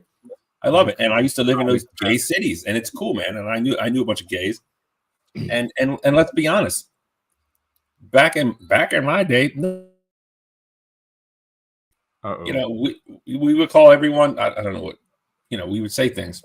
It was queer where I came from, but sometimes fag or faggot. Yeah, we'd say that shit. And in elementary school, it was sissy. I never heard that one really. I mean, I was aware of it, but we never used it. But I mean, we knew there was this one dude who was gay. He was a gay kid from as long as I can remember. We knew he was now gay. He'd probably be trans. I wonder if he'd even be gay now. Yeah, they'd probably chop his dick off and call him a chick now. Good thing he grew up when I did. But I never I didn't make fun of him or nothing, but I didn't want to talk to him too much. Because you're not supposed to associate with gays back then. When you're a kid. I think you had a normal sense of homophobia for your generation. Yeah. Yeah. And still managed to like have gay friends and make peace with the gays. No, I was ahead of the curve. I befriended the gays when it wasn't cool, and people would call me a faggot, and I didn't give a fuck. So, well, then, why can't you apply that to YouTube? Is because it's numbered, like it measures you, and you have to chase the numbers.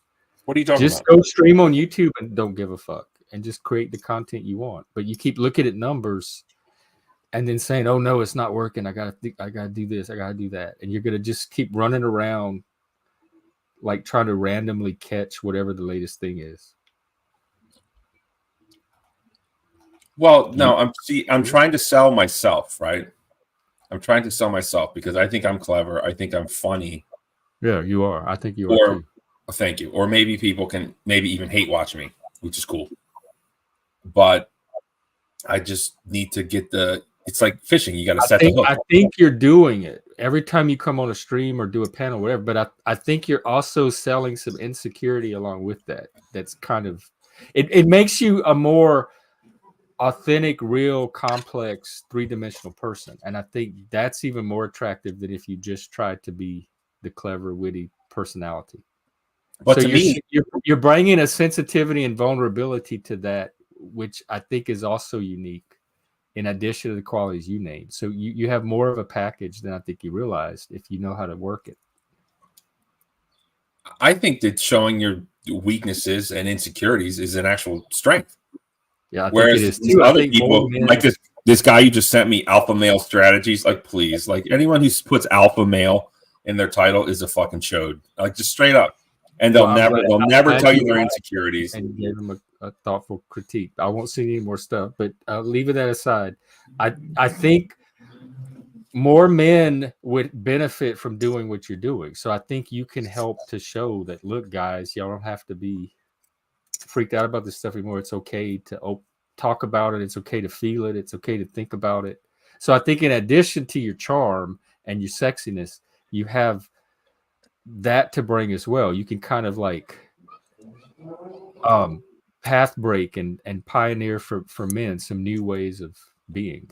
You could be like the next you know what you could give, what people are turning to people like Andrew Tate for. I think if they turn to you, they would get a lot more healthy wisdom than they get from the other side of the red pill sphere. I really do. I think you have the potential to reach men in a healthy way. I am honored that you would say that about me, Jeff. And to La Reina Madre de Mexico, just send the hate watchers my way. Okay, that's what's up. I'm still trying to find him myself. I thought I would have way more. Hey, have you fucked with Sanity Machine yet? He has 3,300 subscribers, and he will restream your channel all day long, every stream you've ever done, and comment about you, and his whole audience will see you like all day long. Who? If you get Sanity Machine, King Steven. Oh yeah, no, he's a real cunt, that guy. I know, but he's I have 3,300 ghost viewers probably right now in the background from him streaming my channel if he's doing it. Oh, well, I mean, I wish he would stream. He is, but he's a cunt. Go I call him out. He doesn't like me. Well, that's just go antagonize him. He'll I don't. No, that's the thing. I'm not going to do YouTube beefs. Demon marketing. I can't stand the YouTube beefs. I don't like it. But yeah, I met him. I don't even want to talk about him, honestly. But hey, fuckhead, if you're listening, go ahead and stream my shit. Give me some subs. Yeah, he might already be streaming you just because you're on my channel. So if the ghost audience is watching, this is Midlife Brologic. Check out his channel as well and give him some subs, some likes, shares.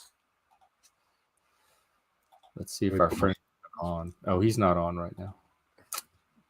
Oh, well. Whatever. Yeah, see, Bex is saying the same thing.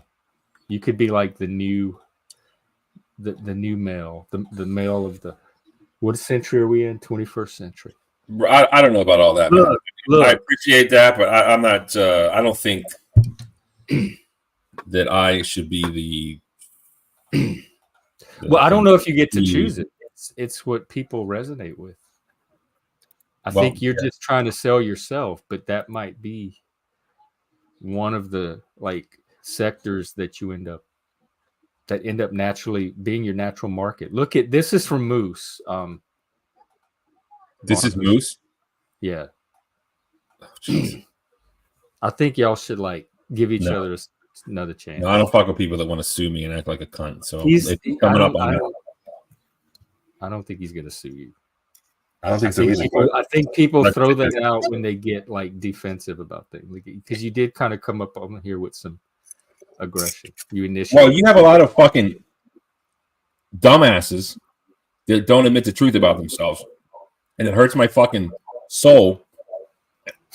And I see that but for some reason you don't. No, I didn't read a situation stop. like you did at all.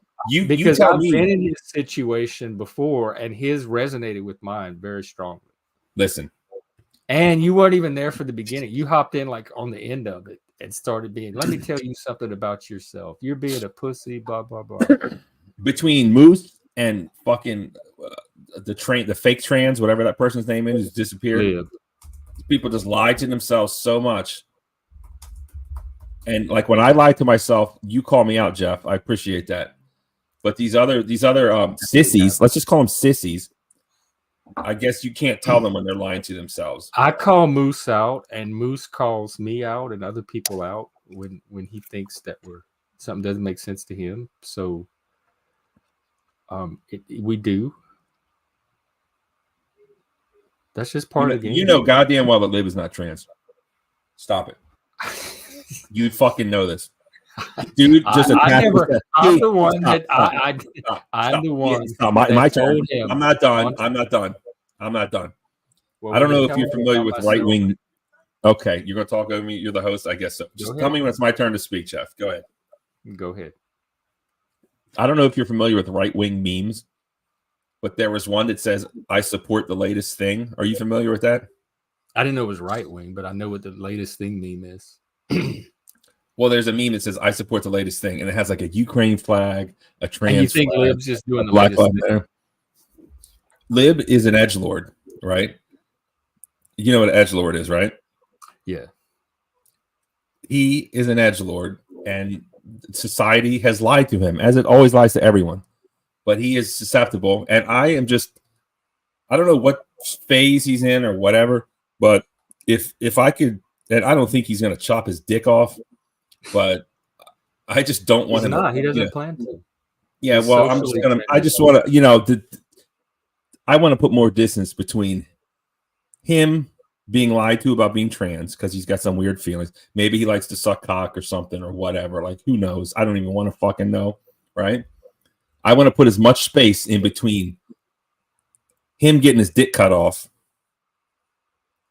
and not. Does that make sense? And it's like, bro, you're not trans. Just stop it. Stop it. Stop. Well, I don't think you have to worry about him cutting anything off because I don't think he plans to do that. You can be trans nowadays without going. Yeah, I know. There's chicks with dicks, but if the dude's so susceptible, he's like, every edgy. He's like, I'm a narco Satanist, anarchist. He's like all. He's look at his resume. It's like all edge, and it's like, bro. And I lie to myself to this day, but I used to lie to myself more. And when I stopped lying to myself so much, my life has become better. I'm not perfect. I'm not like out here kicking ass like I don't know, Elon Musk, Trump, or Obama, or whoever you think is kicking ass. But my life has gotten a lot better when I stopped lying to myself. So, and I don't know. That's it. You got a lot of lying people that lie to themselves most of all on your channel. That's all. Well, as long as you're not doing it, like you're okay. Take care of your end of it. You were talking about Moose. You think he's lying to himself? I mean, we all to a sense have to tell ourselves the story that keeps our life going, whether that's a lie or not. Moose said something when I first heard Moose. He was, I think, angry from another channel or something. He was hot and bothered about something, and I could see right through it. I don't remember what it was exactly, but anyways, I don't know. What else? I mean, dude, not south of the border. Going with the Wind is fucking great. Yeah, I'll take a look at it over the next day or so and see what my reaction is, and if I think we could do a stream on it or not. I don't want to stream that personally. I'll stream it on your show, but not mine. Oh, like a discussion of it? Yeah. It's not. I need to. This I is thought you were trying to grow your channel. You want to stream look. it back What do you not understand? Listen. Let me explain this to you. Right. This is my concept. I can't just fucking throw everything against the wall and see what sticks. I've thrown everything against the wall, and what sticks is Fannie Willis. What sticks is Tiffany Henyard, and I love Fannie Willis and Tiffany Henyard and Alec Baldwin Rust shooting. Like that shit is interesting to me. Modern court cases, trials. Big time politics, that shit sticks, and I like it. And I'm sure when you started your YouTube channel, you watched all those other YouTube channels that tell you how to do a YouTube channel. Mm-mm. And some of that shit, but you haven't. Oh, well, listen, some of the shit, let me tell you what some of it says. Don't just fucking put everything out there. I mean, maybe it works for some people, but I have to find people that they know what the product is. The product is an old kind of complaining ass dude like me, just saying shit that can't be said in corporate media. I'm not like particularly super smart or particularly well informed, but I can say shit that maybe other people are thinking, and they're like, oh, look, I'm not the only fucking one. And maybe they want to hear my take on shit. And again, like I said, some people think I'm funny. Some people think I'm not, whatever. But there's a few of them out there that do. And that is my brand that I'm trying to cultivate. And I can, a culturally relevant film, sure. Right? Or a timely film. But well, you were the one that brought up Going with the Wind.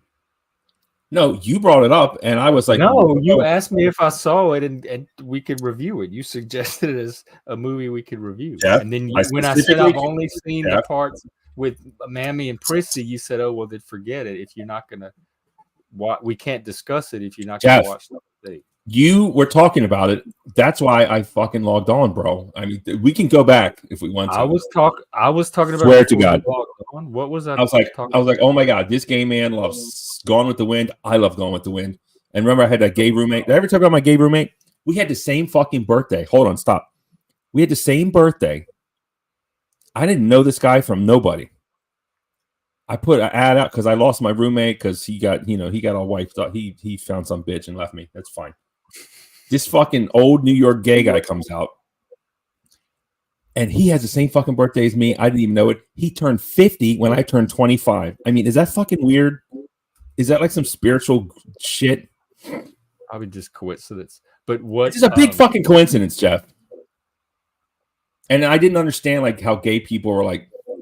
I didn't know that they like to watch fucking movies and the Emmys or the Grant or whatever that shit is when they wear the dresses. Like that's like his Super Bowl. Like he went fucking berserk like a straight man watching the Super Bowl. Yeah, Oscars. I had no idea. But you were talking about Going with the Wind. I brought up Going with the Wind. I don't remember bringing it up, but I mean, it'd be on the stream if I did. I don't know why. What context did I bring it up in? I haven't thought about that movie since you brought it up. I mean, who brought up Going with the Wind? Does anyone remember? You did. What did I? Who was I talking? You were talking to Looney fucking Tunes. What did I say about Gone with the Wind? I said about the mammy that stood on the stool and lifted her skirts. Look, in Tom and Jerry. I mean, but that was if you really want to go there, I'll find it. Here we go. Yeah, I mean, I'm not saying. All right, carry the show. I'll be in the back.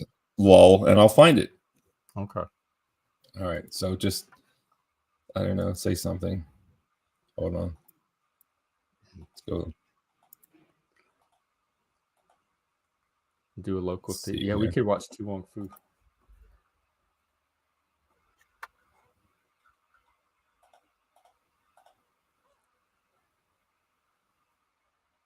I mean, if you want to do gay movies, we could do gay movies. It's Pride Month, but I'm not sure what you want for your channel. The way you just described yourself and what you bring, I think you're accurate.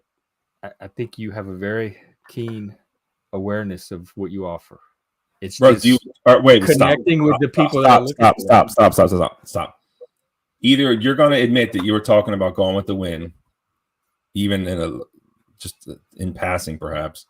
No, unless it Or I have to find the clip, but then you can't talk to me as I'm looking for the clip. So okay, you want me to backstage you while you find the clip? Yes, and All this right. might take a minute, but I'll do that. Okay, we're waiting on a Gone with the Wind clip.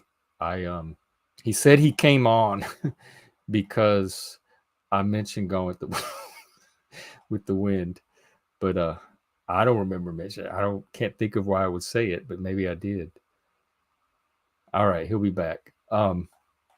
He said I was talking with Brandon, and I suddenly started talking about Gone with the Wind with Brandon. I can't imagine what conversation with Brandon would inspire me to bring up Gone with the Wind, but the only thing I could think, it was one of those cartoons, and I mentioned the one with Tom and Jerry, like the little mouse, and she gets on her stool, and so that it went from there to Mammy, but that happened when he was on here because he said something like, "You can't say that," and then I pulled out my Mammy figures, but that he was already on, so I'm confused. I'd have to go back and watch it myself. All right, how long you can be, because I'm being summoned to the Discord so they can start their TV shows that they want to watch, and then I'll be back tonight for an open stream, just to like a free for all, our usual like third space coffee shop, back room of the gaming store / saloon that we do up here, and sometimes basement dungeon. All right, TikTok. It according to you, it should be at the part where you hop on, because you came on because you heard me say Gone with the Wind. So just fast forward to the little part, and if you were mistaken, that's no big deal. That happens. You don't have. It's nothing against you. And if I was mistaken, same thing. I just don't remember saying Gone with the Wind until you got here. I don't remember anything remotely Gone with the Wind adjacent or even related to it until we started talking about the cartoon mouse thing. But I do have AGE, and my memory is, fraying a little bit. It looks like Ken is going to stream tonight at 8 p.m. Central. Let's play yes or no game, open panel, have fun with friends. Okay. I can't wait to watch this Kendra person. She looks fun. She has a stream titled, "My Hang-Up Game is Strong. Don't call in trying to waste my time tonight." I like her already.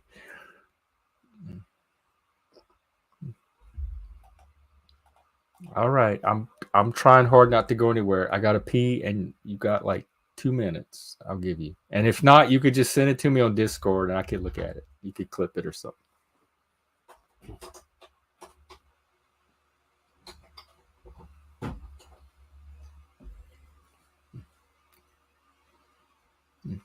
But I could tell you're going to kind of be a tough one, because you have some of that resistance that I encounter a lot with, like, men won't help, but they don't really want to be helped by another man. They don't want like another man doing for them, because they want their masculinity and autonomy and personal capacity respected. So it's trying to give them kind of support and help without it being too much help, and doing it yourself.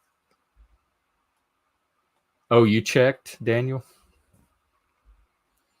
I mean, he could be misremembering, or I could be, either one, but it happened. Like, it's perfectly normal. It's not, if he misremembered, fine. If I misremembered, fine. I'm just curious, because I like reality is, so I have to know. My brain can't function if it doesn't know what reality is. It's just, I guess it's an autism thing.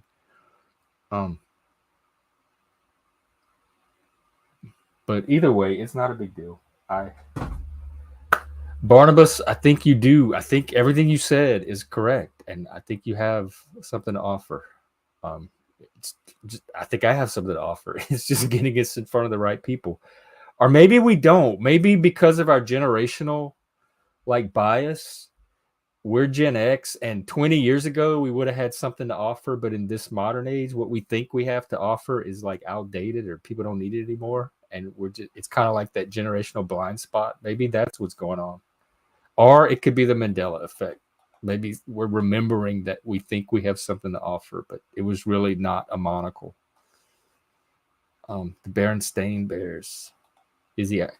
He's normal. That's male though. It's aggro is fine. This is an aggro safe space because I get aggro. Males get aggro. I want to normalize male emotion, and aggro is part of that. And so is the sensitivity that some men come in here with. So whatever's coming out of men these days, Daniel, stop. Let me backtrack. Whatever emotions men are discovering and expressing these days, I want to have that. I want to have this to be a space for that. All right. Did you try to come on earlier? Yeah. All right. I wasn't sure. And then I had to play it safe. I was in a dead zone. I couldn't connect right back up, so I missed a little bit. Oh. But it sounds to me like he's back in the day, everybody used to believe that if you got next to a black man or to a gay man, it would rub off on you. That's what I'm hearing. Like, you didn't want to catch the gay, and you didn't want to get seen as gay, and hanging out with other people might paint you that. and that's what's coming across with him. Even wearing the gay underwear, so to speak, will make him gay. No, but that's not about gay. It's just about like a male thing, like sensitivity. If you're already, if he's already got a woman, what's he done all these years prior to named underwear? That's what I'm trying to figure out. I don't know. He said he'd be back. Oh, okay. But that was my thing. Is you have what's the issue? You already have everything that what you're stressing over. And I mean, shoot, the dude's almost 50. The game's almost over anyway. Well, don't say that. Well, I'm just saying, things slow down when you get older. Let's just put it that way. Things change when people get older. How slow? How slow do they get? Oh, mine. I'm 63 and a half, and mine hasn't slowed down a bit. Oh, okay. Well, that's actually encouraging then. Now the wife, on the other hand, with her Parkinson's, she's running at 0 miles per hour. Oh, yeah. And it is what it is. I don't begrudge anybody. Yeah, anything can happen. Like none of us are. I mean, I used to work in the disability field, and one thing that you learn from working in it is anybody can fall into that category at any time. It's not some special category that only certain people are in. It's wide open category, and any of us can end up in it. Oh.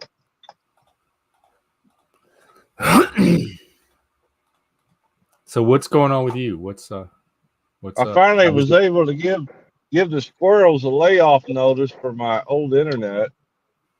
Oh, you got better connection now? I went from 12 upload to 350 upload. What? How did you do it? Is it fiber optic? It's a cable. What did you have before? Dial-up? I had what it's called, because I was in a rural area, and there wasn't anything available other than Verizon Home LTE internet, which was nothing more than a 4G cell phone type device. And it was starting to get really bad. So we got cable last year in our area because it was delayed by 3 years because of the big C. But then they finally brought in cable, and they wanted an ungodly price for internet. Just the local cable company. Well, like then over 100. Yeah, it was like $140 for 25 megabyte. It was bad. So then Spectrum bought them out, and it took them a little while. I had to wait for Spectrum to finish their deal. So it was towards the end of last year when they did, and then I just finally pulled the trigger to get it ran to my house. Cost me a few extra You dollars finally to get it. you have like normal internet now. Yes, Wow. real internet. This is we should do something to celebrate. I can send the squirrels packing because they used to turn the little wheel so I could have internet. Let's see, who should we send them to? We should send them to Neurojack. No, oh my God.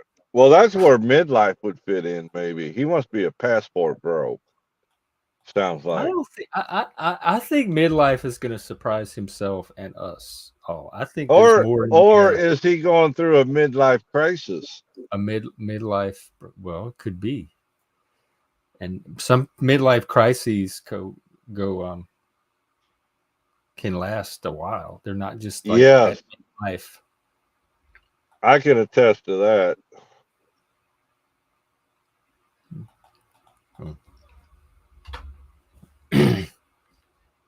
Oh. Well, I don't know if he's coming back or not. Hopefully we'll see him again. I still will. Well, I'm confused now if you want to do Gone with the Wind or not. I'm willing to take a look at it if you want to review it. But what's his issue with Moose? With who?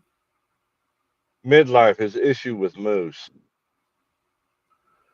Remember that? Were you around the day Moose was telling the story of at work when that lady called him in? Yes. Well, midlife heard like the tail end of that story and came on and started laying into Moose about you're being a pussy and quit whining, you little bitch. You need to man up. I don't believe your story. Blah blah blah. And then Moose said something like, "If you keep coming at me or something, I'm gonna sue your ass or something." And then that spooked midlife, and he's like, I'm getting threatened with lawsuits on your stream. I'm not going to tolerate this. This is unacceptable. So it's two guys locking horns and escalating over bullshit.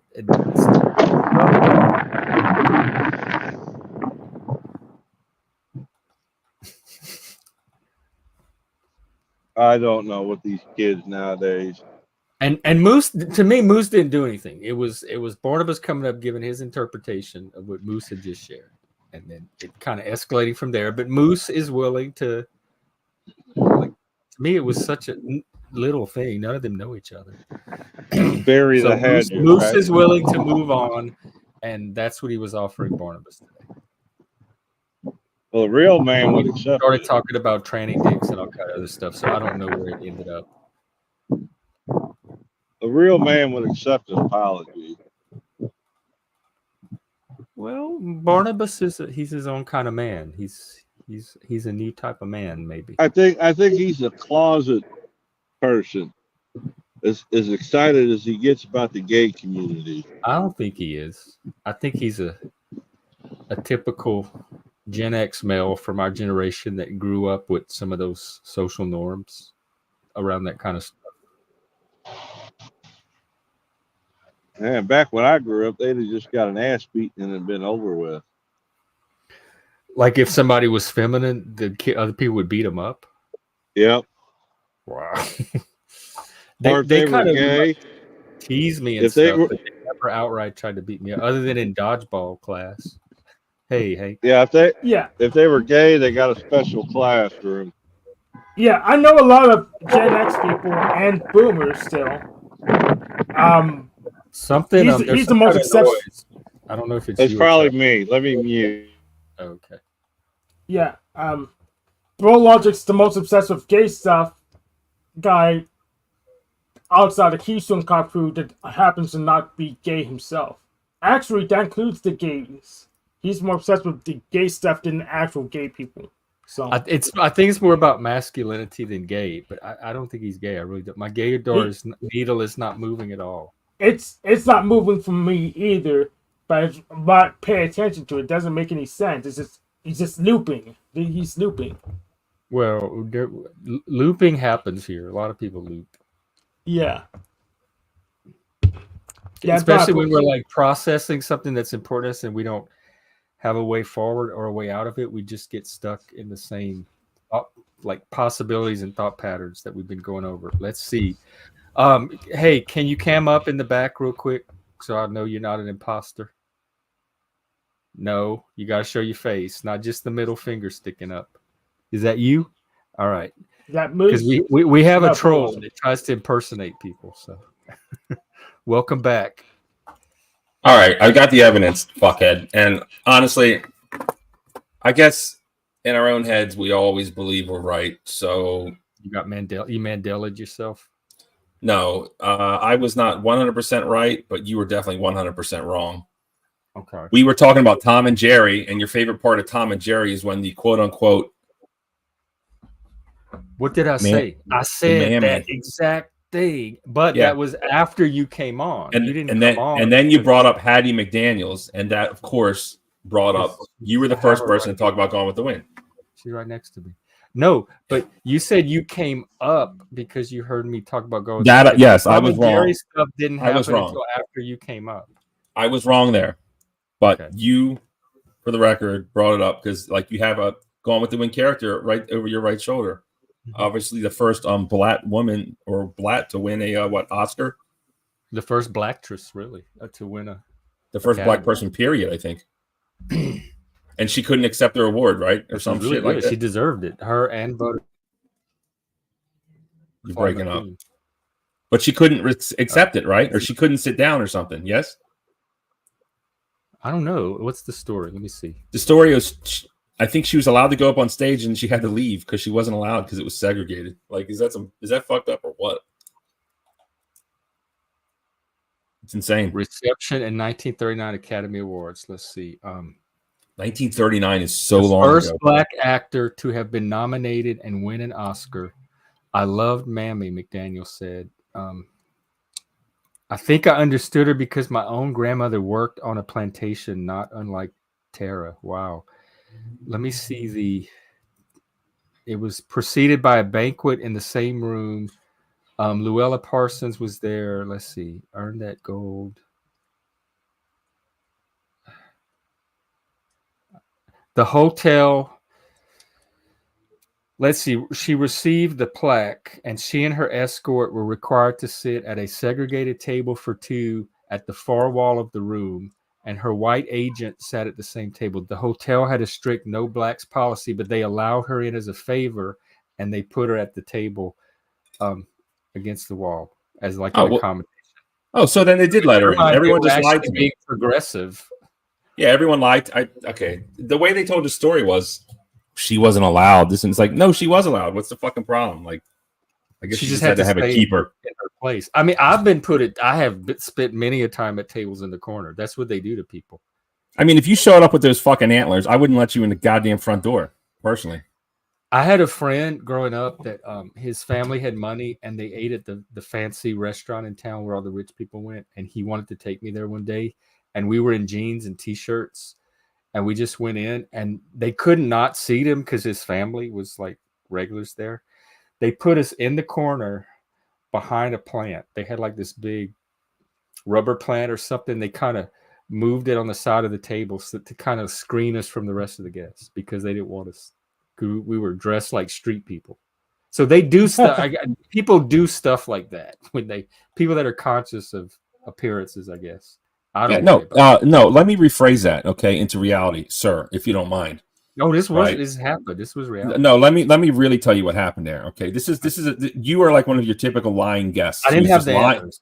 You're like lying to yourself. You're not understanding. Have the purple mohawk. You have no empathy towards business owners. I'm just describing a situation. You're lying about it, sir. And therefore, so you're lying. Another psychic. Another psychic over the internet. If you let me talk, I could really get my words out, and maybe you could see the light, sir. Someone's trying to run a respectable freaking business, right? And no offense to you and your, self, but it sounds like a high-class establishment where people wear suits and ties. If I'm going to pay high money and wear a suit and tie and rub elbows with important rich people, the last thing I want, respectfully, is a young gay dude with a purple mohawk anywhere around me. I pay money to keep people like you out if I was rich. Do you understand?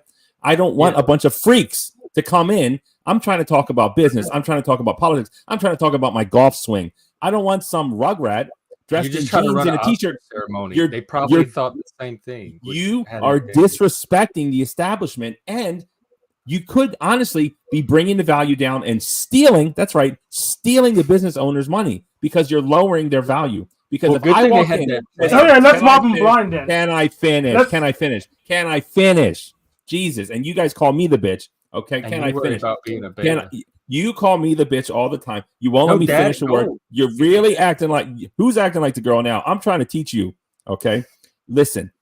I am telling you. You pissed me off already. There you go. Bro, can you call it midlife bro logic, please? Can you please put midlife bro logic if you're going to give me? I love it, except you're missing, midlife bro logic, please. You get what you get, bitch. Please put mid on it. I mean, please give me some freaking. I'm taking everybody off right now except for mid. Thank you. Thank God. It's about time. Sir, you are stealing money out of the pockets of a business that wants to run a good business. If a rich investor walked in and saw a gay freak with a purple mohawk sitting in the corner, I would turn around. If I was the prince of Saudi Arabia, I would not want to invest in them. I wouldn't want to do business with them. If this is the kind of business that allows gay twinks with purple mohawks in jeans and a shirt into this establishment, then I don't want it. And you're really stealing money from them, Jeff. And you have to see that. You have to admit it. Don't act like, oh, they're so uptight. They're this. No, they're running a respectable business, and you're ruining it, sir. And it's time for you, sir, to grow up and just admit the truth. Hey, I was an out of control youth. I was out here making trouble. I was out here stealing money from people by lowering the value of their business. And I do appreciate this time. I yield the rest of my time to Hank. Hank, I love the hate. Please, what do I have to do to get you to type my full name in the pamphlet? Thank you. Everyone else can come back now. It's people like you that's moving to the left. You're moving to the left. Yes, because I can't stand these country club morons. I can't stand it. So that's my being pushed to the left steadily. Okay. Well, yeah, okay. Move where you want. I don't even know where I am. I'm still in the Enlightened Center, but you're in denial, Jeff. That's where you are. Everything you said had nothing to do with the point of me telling the story. I was saying that things that happened to Hattie McDaniel do happen. Why it happened, you could be completely right on. I was just telling the story to illustrate that yes, it does indeed happen. But you must admit that you said just like with the moose story, you heard a part of my story that had nothing to do with the reason I was telling it, and you ran with it into a complete other narrative of your own, which may or may not be valid, but it was nothing related to what I was trying to make with the story. You kind of painted them out to be kind of stiff fuddy-duddies in your story. You did. All I said was that they were the fancy restaurant town where all the rich people went. And in the soap operas, they always had like this country club restaurant where all the rich characters were eating. It was that restaurant in our little town. And I had never been to it before in my life because I would never, it's not a place I would ever try to go. So this friend happened to want to go there. That's you're kind of going down a disparaging route right there. Like you never get, you think you're too cool for it because you're too edgy, or it seems like not my crowd. Like it's not my food. It's the gross food where they give you like a little sprig of something gross on like a fish eyeball oyster on a plate, drizzled with some kind of concoction. It's like that really delicate rich people food where you get little tiny portions of gross shit, caviar and all that kind of stuff. So it's not a restaurant. It's not burgers and pizza and Chinese food and even gumbo. It's fancy foo-foo food. So it was delicious. Never a restaurant I was going to go to anyway, even if I had money. Well, I don't know. That's yet to be seen. When you become the second world's biggest YouTuber making lots of money. Like I had a hard time even finding something to eat. And I'm not kidding. They had a staff member with an ice bucket and some tongs, and his whole job was to every time your ice cube melted like 0.5 millimeter, he would run over and put another ice cube in your glass all day long. He was coming to the table with those tongs, dropping ice cubes in every time one of them would melt. That's how ridiculous of a place this was. Sounds awesome. Sounds like the Blues Brothers when they went to that place. But anyways, ridiculous prices for small portions. Listen, FYI, I went to culinary school. Did I ever tell you that? Oh, I cooked for years. I tried to do a cooking channel, but you said it didn't take off. I went to culinary school. I moved to New York City specifically to cook, and also I moved because there was a girl there. But it was either that or Hawaii. So I ended up going to New York. It's great for my career, cooking career, that is. So I'm like very familiar with food. I cooked. I started cleaning dishes when I was 14. I think I stopped cooking when I was You were a male nurse too. You used to, do all kind of other stuff. Culinary school, EMT, and then nursing. Now I'm going to be the world's biggest YouTube internet celebrity. Hopefully, one of us, some of us. Take care. See you. Do you want to make a pact, Jeff? Let's hear the pact, and then I'll assess your ability. What I think of your ability to keep it. What's the pact? We should continue to help each other, and when one of us blows up, we'll throw like the lifeboat with a rope behind. Yeah, I could do that. What would the pact involve? The pact would involve, just random shout outs. I mean, you are kind of a cunt. You've never come on my show, so fuck you for that. I've been on your show before. When you do a topic that Jeff was over there. I've seen him. Oh, he was? Oh, sorry, I'm an asshole. He's you know me, I've gone big. Since I hit 500 subs, I've gone big time, baby. I can't remember everybody. Well, you sound kind of like the loafers with your job choices. Oh, cooking is gay. A complex, Chuck. Wow. Yeah, nursing definitely gay. Yeah. I mean, I've had more cocks in my hand than Jeff, and that's a lot. I was a professional cocksman. Part of the job, man. You got to grab those cocks and put it. Yeah, you should hear his story about the other end too. Catheter in it. And I've also had to stick my hand up people's assholes and pull shit out, which is, I got big fists. But I was fearless. Some nurses are scared of the poop, but I would fucking pull it out. Some of those poops are so hard they feel like rocks. It's insane. It's fucking insane. I can relate it's a good to thing that. we have people like you on the lines. Well, I'm not there anymore, so that you would thank you for your service, sir. I guess is what thanks. Lol. There was one patient. Of course, when there's like hot, drunk, pass out chicks,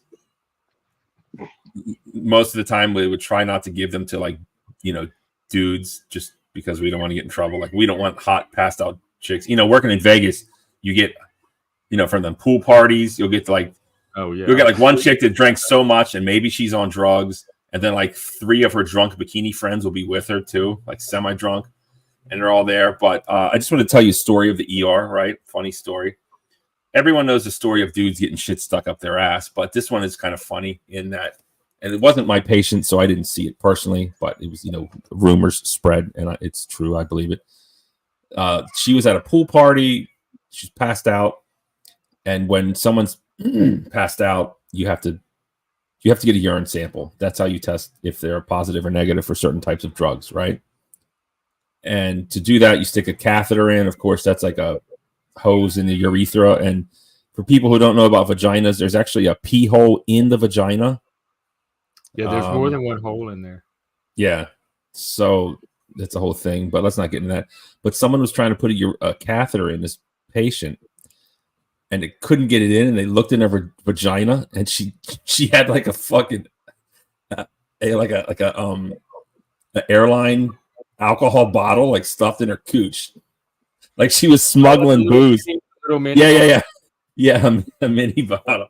She was smuggling booze, and she was like, I don't look at patients inappropriately, of course, but she wasn't like some gross methed out crackhead, right? Let's just leave it at that. She was a high class. Was she a Karen? I mean, I honestly don't remember. I just remember she was a young person that seemed to be on vacation. And it's just kind of a funny story. And then when she finally came to, the doctor had to interview her, and it was so crowded that day that like they didn't even have rooms. We just had like curtains. and it was this Asian American dude. He was a great doctor, actually. And he's like, "Hi, I'm Dr. Ching Chong, and I just wanted to ask you, we found a bottle of alcohol in your vagina. Is that something you typically do, or did somebody put that there, perhaps?" And then I didn't hear her answer. I had to go save a life or something, but I just remember that, and I'll never forget that. So, yeah. Why did you quit the medical profession? I think because I'm an asshole and I always get in trouble. And did you have bedside manner suck? Well, yeah, it did. I mean, to me it didn't, but to other people it did. So I'd always get in trouble. So it's like it's embarrassing getting in trouble all the time. So, I mean, I might go back if this YouTube shit fails. I have to go back. So we'll see. Have you changed your attitude? Look, I have a great attitude. That's not my problem. My problem is I am not normal like other people, and I communicate directly and to the point, and I don't sugarcoat nothing. And that's how I want to be talked to. And I can't stand this fake world of fake people talking bullshit. And I just fucking tell people what's up. And the people that like me, they fucking love me. But the people that hate me, they fucking want to destroy me. They want me to lose my job. They want me to be homeless and dead. And they'll go and complain about me. And it's difficult being me. And it's not like, oh, it's not so simple being me. You know, it's just, this is how I fucking am. Well, you need to talk to people. It's like, you know, when it comes out, it sounds like I'm being fucking respectful and honest. But to me, it's disrespectful when people just like lie and beat around the bush. It's like, can you just talk English instead of bullshit, you know? And then, so there's that. I'm the same way. Get to the point. Don't give me a 900-minute story to get to the point. What's the point? Like, I'd be a great nurse for you. I could grab your dick. I could put a catheter in it. If you had poop in your asshole, I'd bend you over and dig it out and give you an enema, give you some mag citrate, bro. Like, I'm ready to go. Yeah. So, but you know, it's I have to make this YouTube thing work. So that's what's up. Yeah, we're kind of in the same place. Yeah, I could make that tentative pact with you, whatever. I don't know the details, but yeah, I like the idea. Okay. So. Which way? Cut your hand with a knife. Cut your hand with a knife and rub it on your microphone. Let me see it. What's your political leanings there, midlife? Me, I like abortion. I like gays getting married. Whoa, you like abortion? Yes, I like it. I like abortion. I like gays getting married. I hate wars. I hate America. They lied to my parents about Vietnam. They lied to us about Afghanistan and Iraq. Even 9/11 was probably a fucking lie. All this Ukraine and Middle East is all bullshit. Basically, I have a new lib. We found our new lib. Yeah, I'm not lib. It sounds like it. I think trannies are out of control and they need to fucking calm down. We don't want drag time story hour. I'm really all over the place. Like, what are the issues? I want Medicare for all. I do. Yeah, I do. Who's going to pay for it?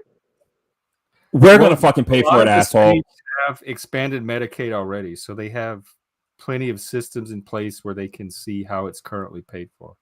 We're going to stop paying for Israel's Medicare. We're going to stop paying for Ukraine's medical care. We're going to stop paying their salaries. Okay, we're gonna put money in America, and we're going to fucking do that. We're going to declare war on poverty in America and get these same cocksucking corporations to come declare war on urban blight and build it up. Because after this stupid Ukraine war is over, all of our money is going to go there and build up these cities. So don't say who's going to pay for it. We're going to fucking pay for it. That's what's up. So that's what I think. And you're a veteran too.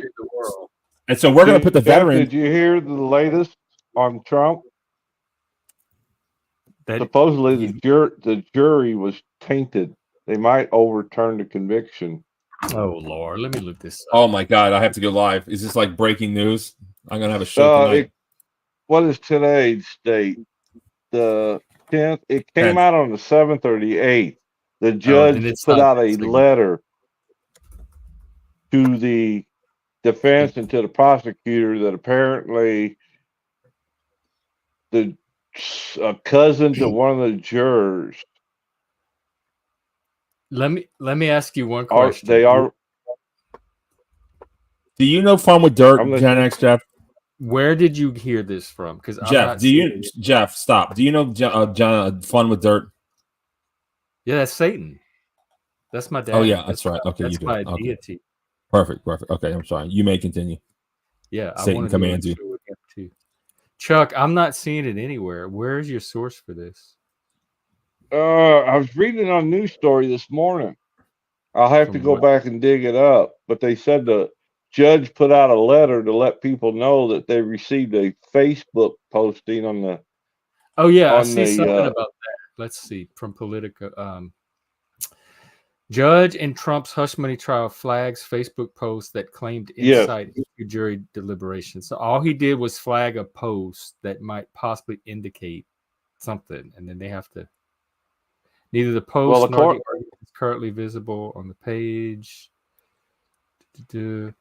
Merchant said in the letter, the post appeared in a reply to a May 29th notice unrelated to this proceeding, etc. So all we have is a little Facebook. This is like a breadcrumb that the people that can't accept the verdict are going to use to try to rationalize an alternate narrative. They do with elections. Yeah, but it's a big enough problem that it could be, if it's true, it could move for a mistrial. If it's true. But it must be something to it for the judge to even put out a letter to the prosecutor and the defense about it. It sounds like the letter is just acknowledging the post. Like there's this post that was brought to our attention, and then people are taking that and building stories with it. Well, according to the post, this person had inside information to the jury, which is against the judicial code for juries. It ain't got nothing to do with guilt or innocence in my part. It's just the fact that it could be, if it's true, then it could be proven that maybe there was some jury tampering or something going on. Well, that's for them to prove and investigate. I guess right now it's just gossip. It's just a Facebook. If something happens, I'm going to cover might indicate something that people desperately want to believe. I was just letting you know the latest was all. I'm not for or against. No, I'm Trump 2024. That's what's up. That's what's up. Because Biden, give me a break. Like Biden is so bad, I'd rather have Kamala than Biden. They're both bad. Like I don't know. It's going to be which one's worse by the time November comes around. Which one? Biden is like pooping himself, wearing diapers. He needs to be in a nursing home. Kamala, let's face it, she sucked penis, and that's how she got where she is, and that's a fact, and everyone knows it. Hey, we don't know. She's married to some rich white dude. Listen, you don't know who Willie Brown is? Do you know Willie Brown? Yep. Are you reading the comments? They seem to know something about this story. Jeff, do you know Willie Brown and Kamala? Yes or no?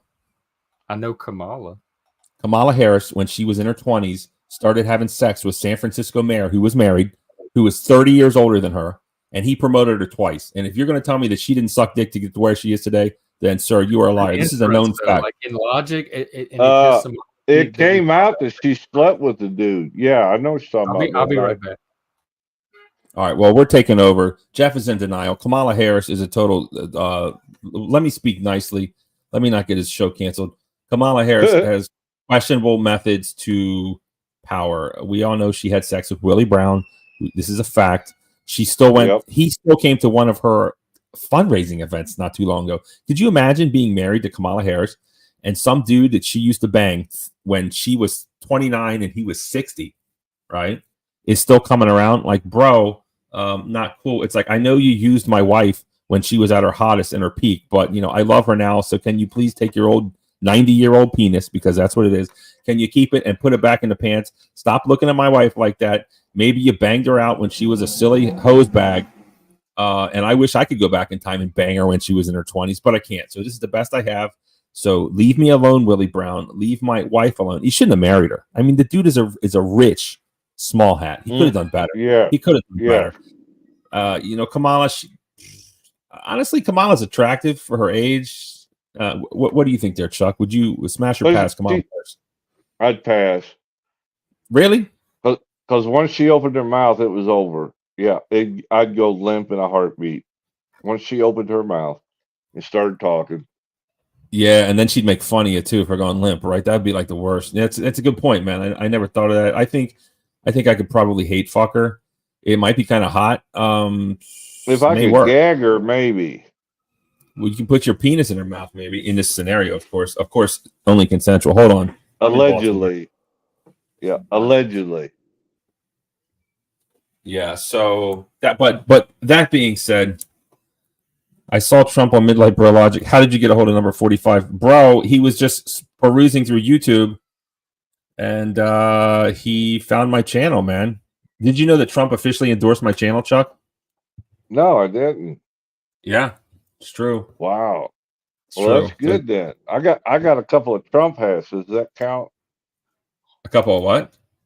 Trump hats that he sent me. That's pretty. I mean, I have a Trump hat. It's pretty dope. It's red, white, and blue. Got a flag on it and all kinds of shit. Oh wow! Let me find this video. Maybe. Go ahead. He said he loved me, that I voted for him. So he even invited me to dinner a couple of weeks ago. Who did? Trump. He invited you to dinner. Did you? As a representative of the area I lived in. Were you gonna have dinner with him or just like? I do not know. I did not respond. Same building as him.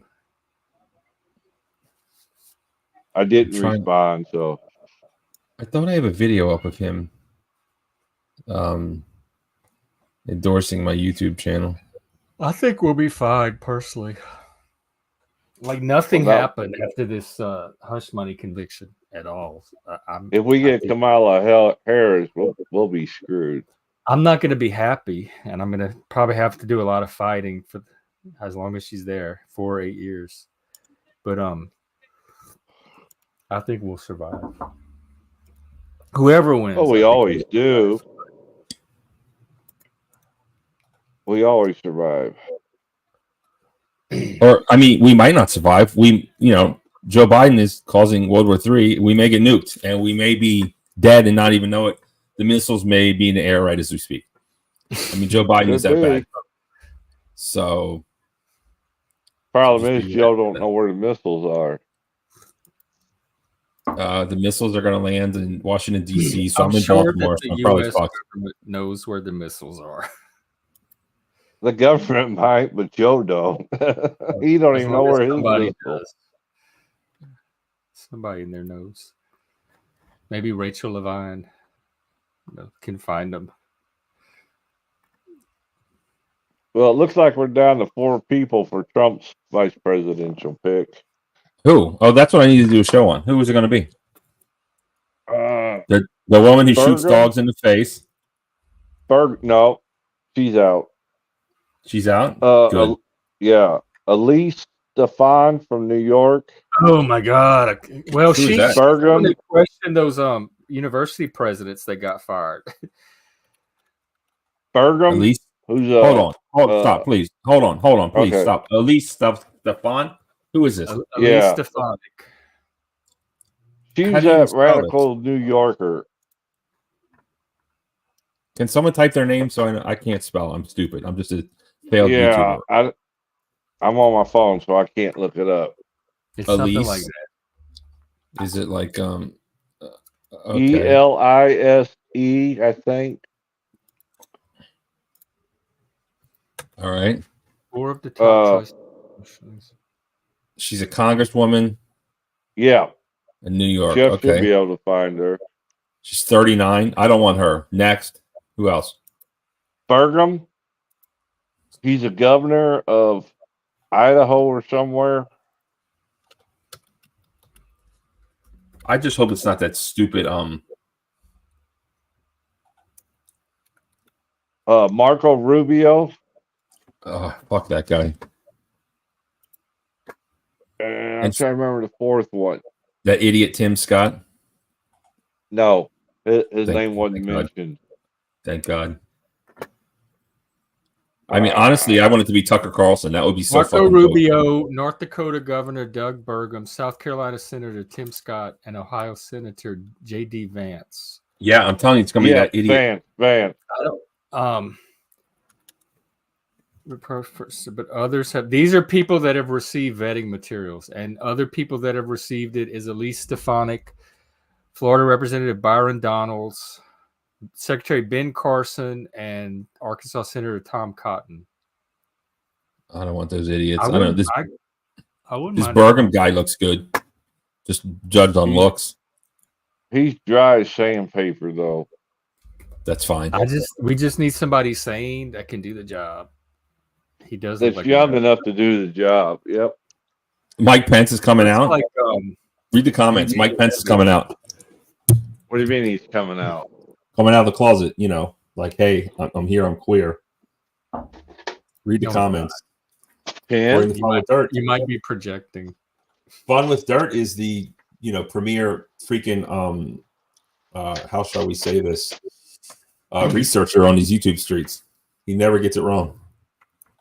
Fun with Dirt. When are you going to come and guest on our show? On Midlife and on my show? I mean, he'll probably come right now if you ask him. All right, ask it. Hell, I come all the time. Does it matter?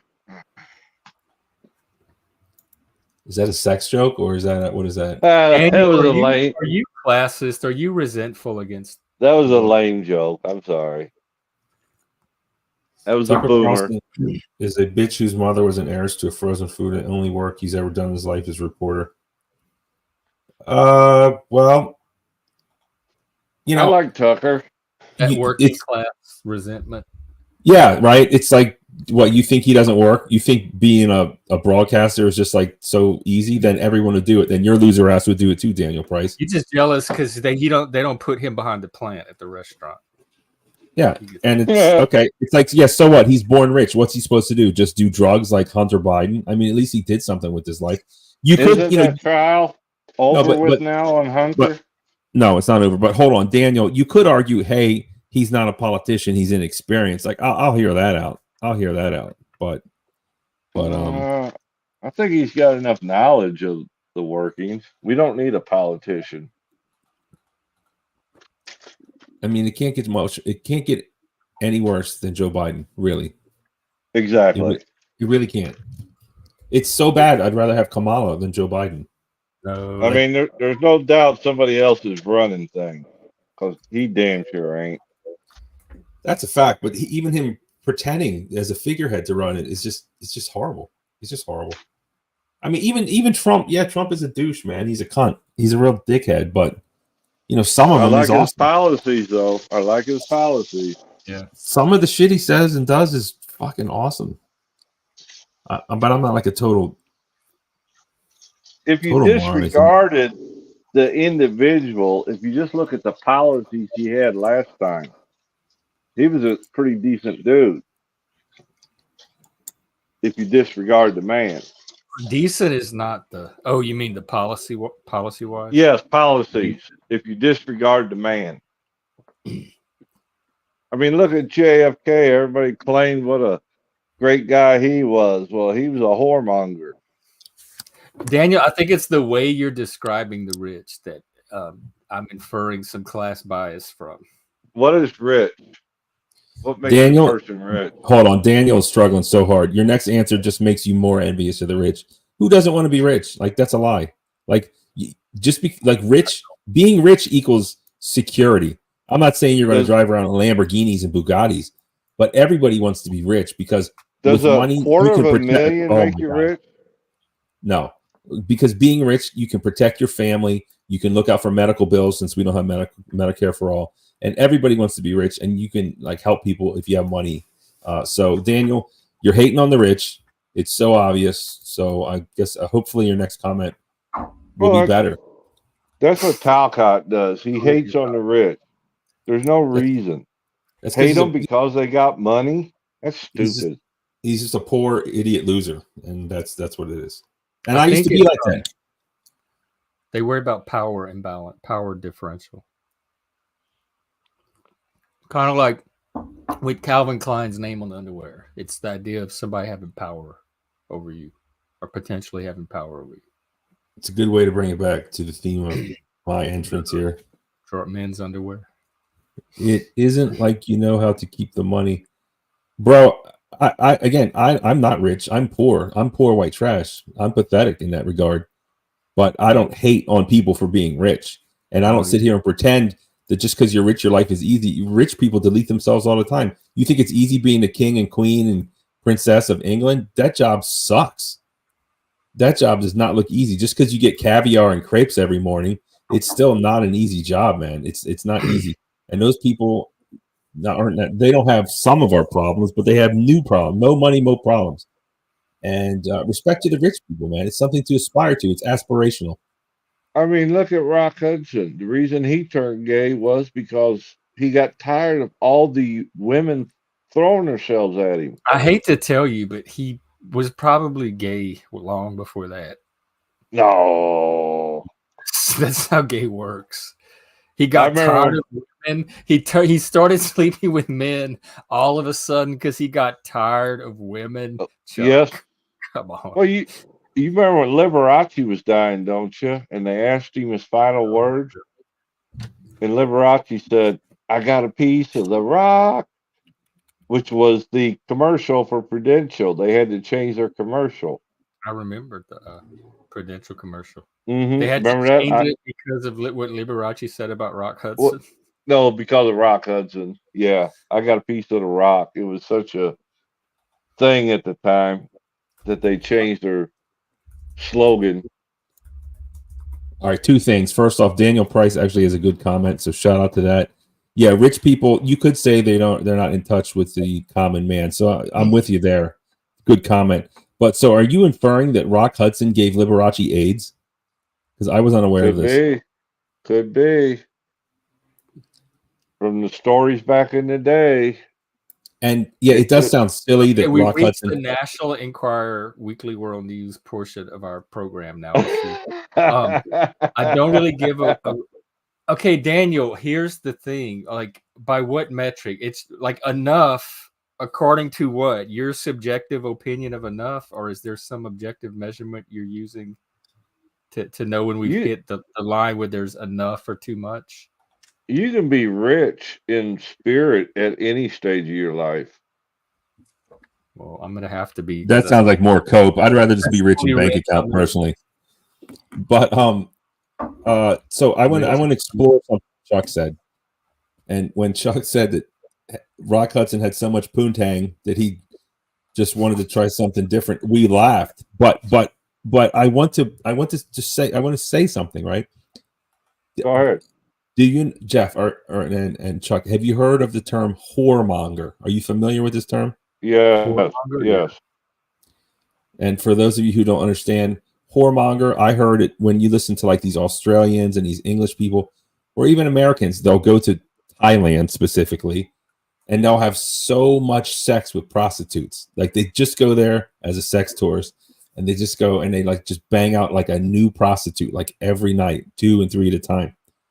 And I'm fascinated by these people. I've never been to Thailand. I don't want to go to Thailand because I don't want to bang a bunch of prostitutes, right? Like it just seems. And if I went, people would think I was banging.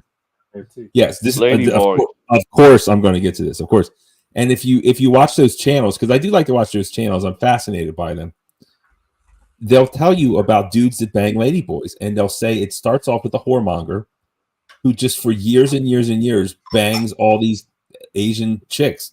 Whores, and then he gets bored with it, and then he starts banging trannies. So there's something to that. Yep. There's something to that, and they say that they would never dream. Anecdotal.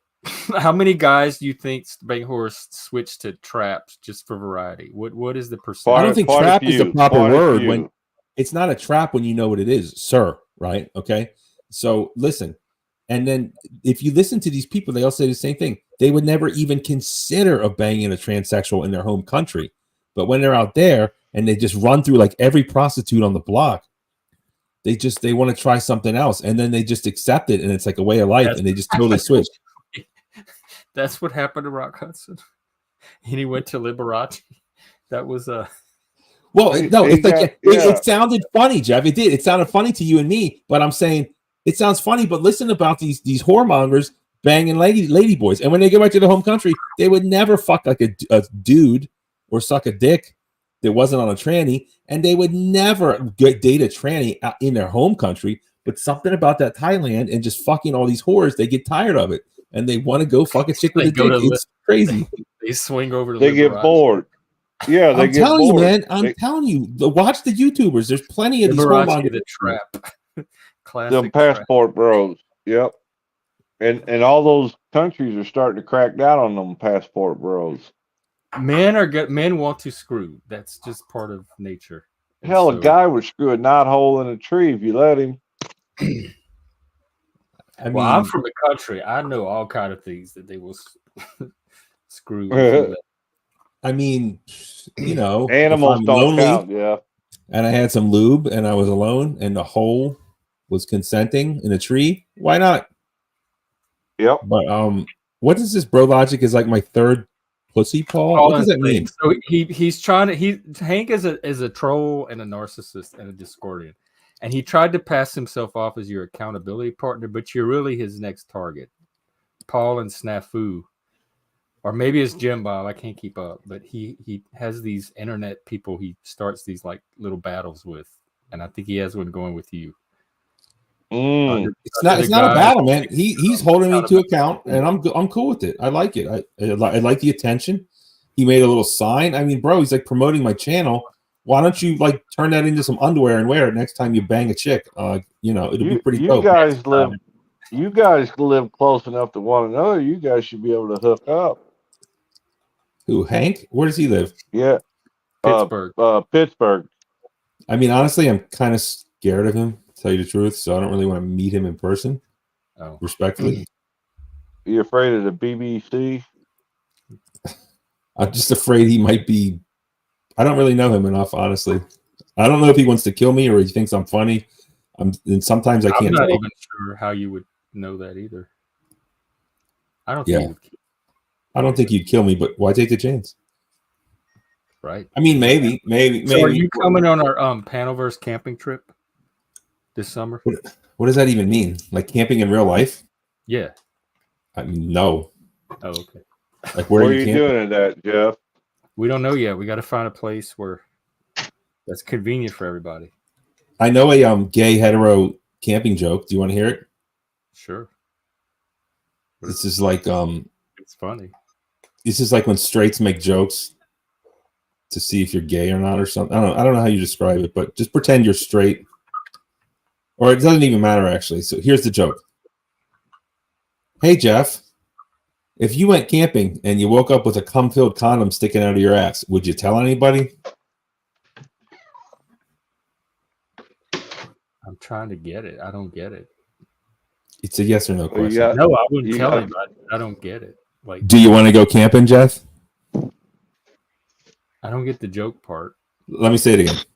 Hey, Jeff. You get it? If you went camping and you woke up with a cum-filled condom in your ass, would you tell anybody? Say no. Say no. No. You want to go camping, Jeff?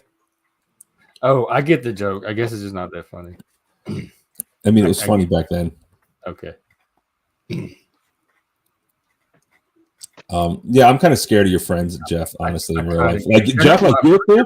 The same Panelverse that you're in. They're not my friends. I don't know these people. I'm scared of them, honestly. Oh, I guess I'm a people person. I don't have. I don't really feel fear around people. That's not an emotion that people evoke in me often. Rarely. Well, that's good. I guess you never been fucked up, so that's good. No, I have. I've had my nose busted. I've had all kind of things happen to me. I've been stalked. I've been internet harassed. I'm always the target for something. But for some reason, I don't worry about other people. I guess you're just courageous, dude, or fucking stupid. Is that what makes you a target? I don't know. Well, there's many things that it's not hard. I think anything for conformist, it's anything that stands out of the crowd can make you a target, like any slight difference. So it's not hard for me to end up being a target over something. Do you think trans can be cured? Cured? Like in what way? Well, they seem to always be in limbo. You know what? Jeff, hold on, stop Stop acting. Jeff, you know goddamn well what that means. This is what I hate about you and your panelists sometimes. You know goddamn well what he means. Just admit it. You know what he means. He means either they don't feel like their gender is not the right body anymore, or they don't want to have the surgery. I don't know what would a cure look like. They would suddenly stop thinking they were. Take the fucking lipstick off, stop wearing dresses, and be a fucking man. And you know that's what he meant, Jeff. Stop acting stupid. Stop acting ignorant. You're such a coward. You know it, and you're a liar. How do you know what I know? Whoa! Because you're smart, and I know it. I know that you know. I'm half retarded. I don't know if you know that. I'm half retarded. No, you're not. Well, what do you think, midlife? I have official documentation. Listen, I think there is a cure out there. I'm not sure what it is, though. Yes, I do. Because why is it that when some women, well, actually, that might answer itself, but there may be yes. I think there is a cure. What do you think it might be? Yeah, first I want to send a message to Neurodivergence. If you're gonna keep making posts and deleting them, you're just putting signals out that you don't stand by your own words. Especially when it's easier to just leave them than to put them out and retract. Maybe it's part of his creative process. He's just editing. Are you beefing with someone, Hank? No, I'm just giving a reminder to Neurodivergence. Oh, he's a passport bro. I don't know who this guy is, but tell him to sub to my channel, please.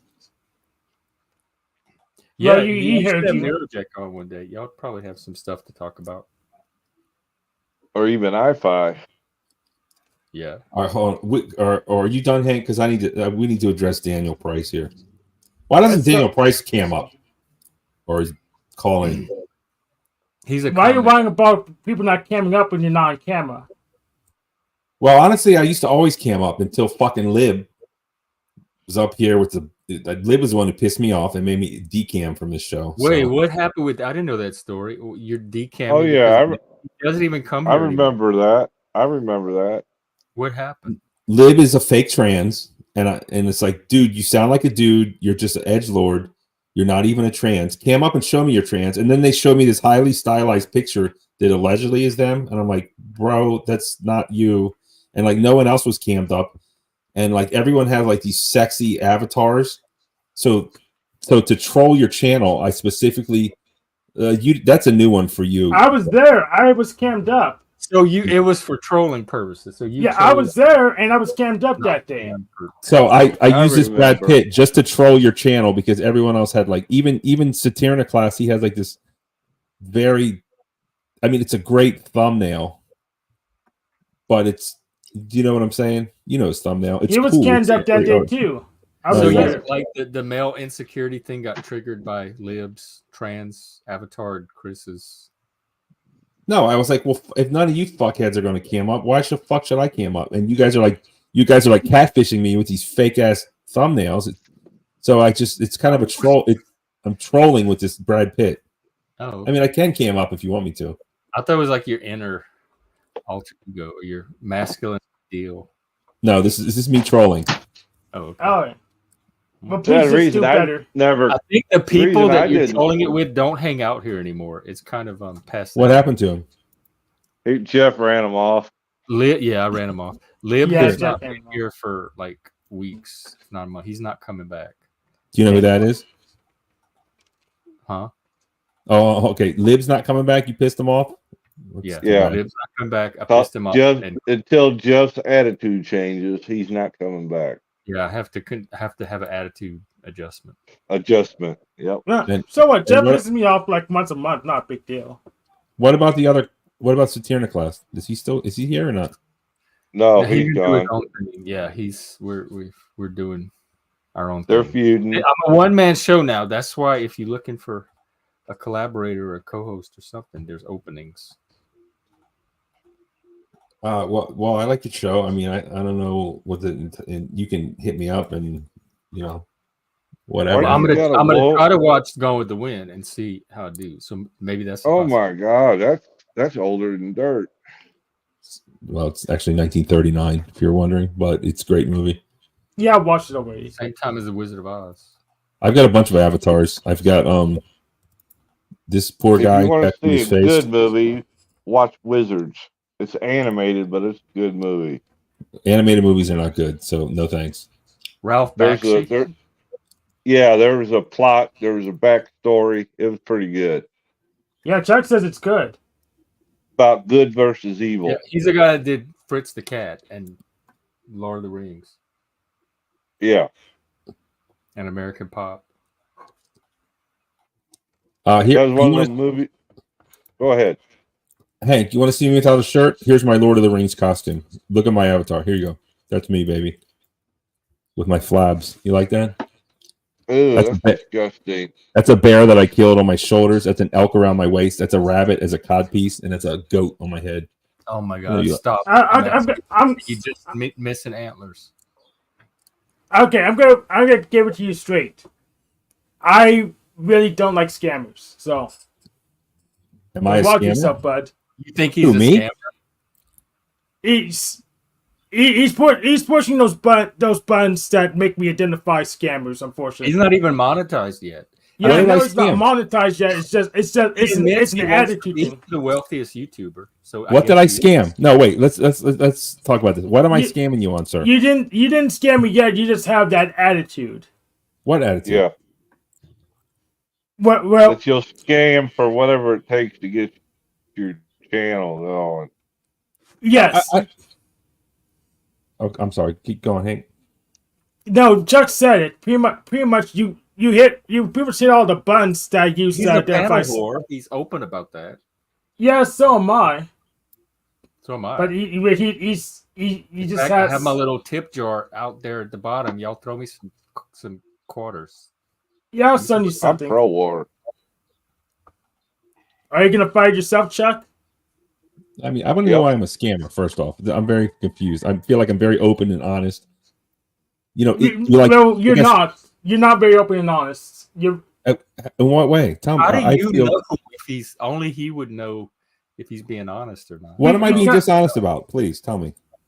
Well, pretty much when you go on your loops, you accuse other people of saying something they didn't say a whole bunch of times, and then you claim that you just know what they're thinking, even though you have no way to know what they're thinking, and you're not referencing what they actually say. Isn't that what you're doing? This is the problem I have with Officer Snaps. Okay, you're doing that with him right now. He is actually, but that's funny. But listen, you make a good point, Hank. Sometimes I do think I know what people are thinking, and I think that they're lying to themselves, and I feel like I'm right, but I could be wrong. You're right, so I'll give you that. I'm not scam. I mean, like, if CNN calls and wants to give me $1 million to lie about Donald Trump, I'm there, baby. I mean, I'll admit to that, right? But I'm not really the type of corporate image that anyone's going to pay for me to lie. So all I have is my truth. Like, you know, I feel like I'm very honest. Honestly, would you lie for $100? What? Would you lie for $100? I mean, what's the lie? What's the lie? What do you want him to say for 100? Yeah. Depends. I want to say that Jack is the bravest reporter. Who? Brandon has the best channel on YouTube. Looney Tunes. Yep. For you pay him $100 to say that about Neurojack minus my 30. Yes. I don't know who this Neurojack is. I mean, it's not like it doesn't matter. All you have to do is say it for $100.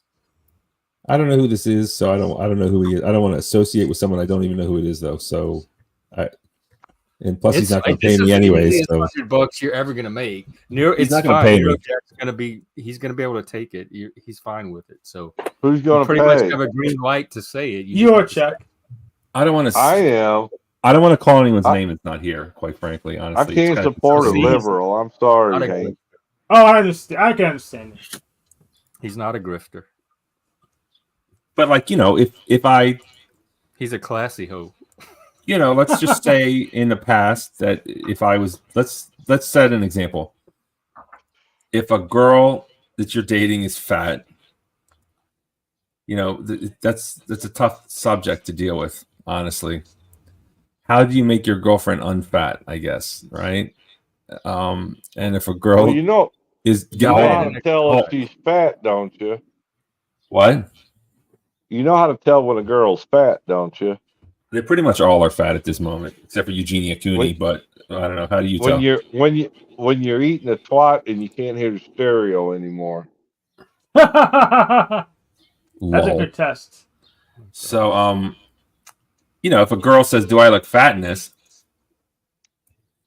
and she does, but you really, I think the best response is absolutely not, because even if she is fat,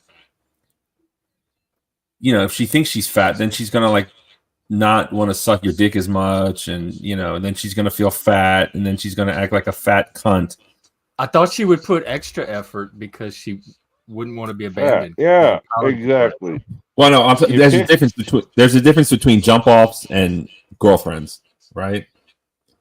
So jump off. What's the jump off? A jump off is like a one night stand, or like someone you call like once a month. They're too fat to be seen in public with, like a moped or something. Oh, okay, gotcha. Well, there's the biggest problem. You shouldn't be doing that in the first place. Well, ain't that the truth? But sometimes I'm not saying myself, of course, but you got a right hand. Sometimes you got a right hand. You got a left hand. Yeah, but fat girls give matters good head. into your own hand. Fat girls sometimes give great head, man, and they love it. So but I don't know. I think I'm really getting off track. Ask him if he would sleep with a lady man in Thailand for $100. I would not. No, I would not. I bet you would. I bet you would. I bet I wouldn't. If you was in Thailand, I bet you would. No, the traps. I'm not. If you knew you couldn't be found out, I bet you would. No way. I'm scared they'd have if they had a bigger dick than me, I might have to delete myself. Like, no, I can't do it. I had a buddy I was in the service with. He had to go to therapy. He went on leave one time and he went to Florida and he was making out with this chick on the beach.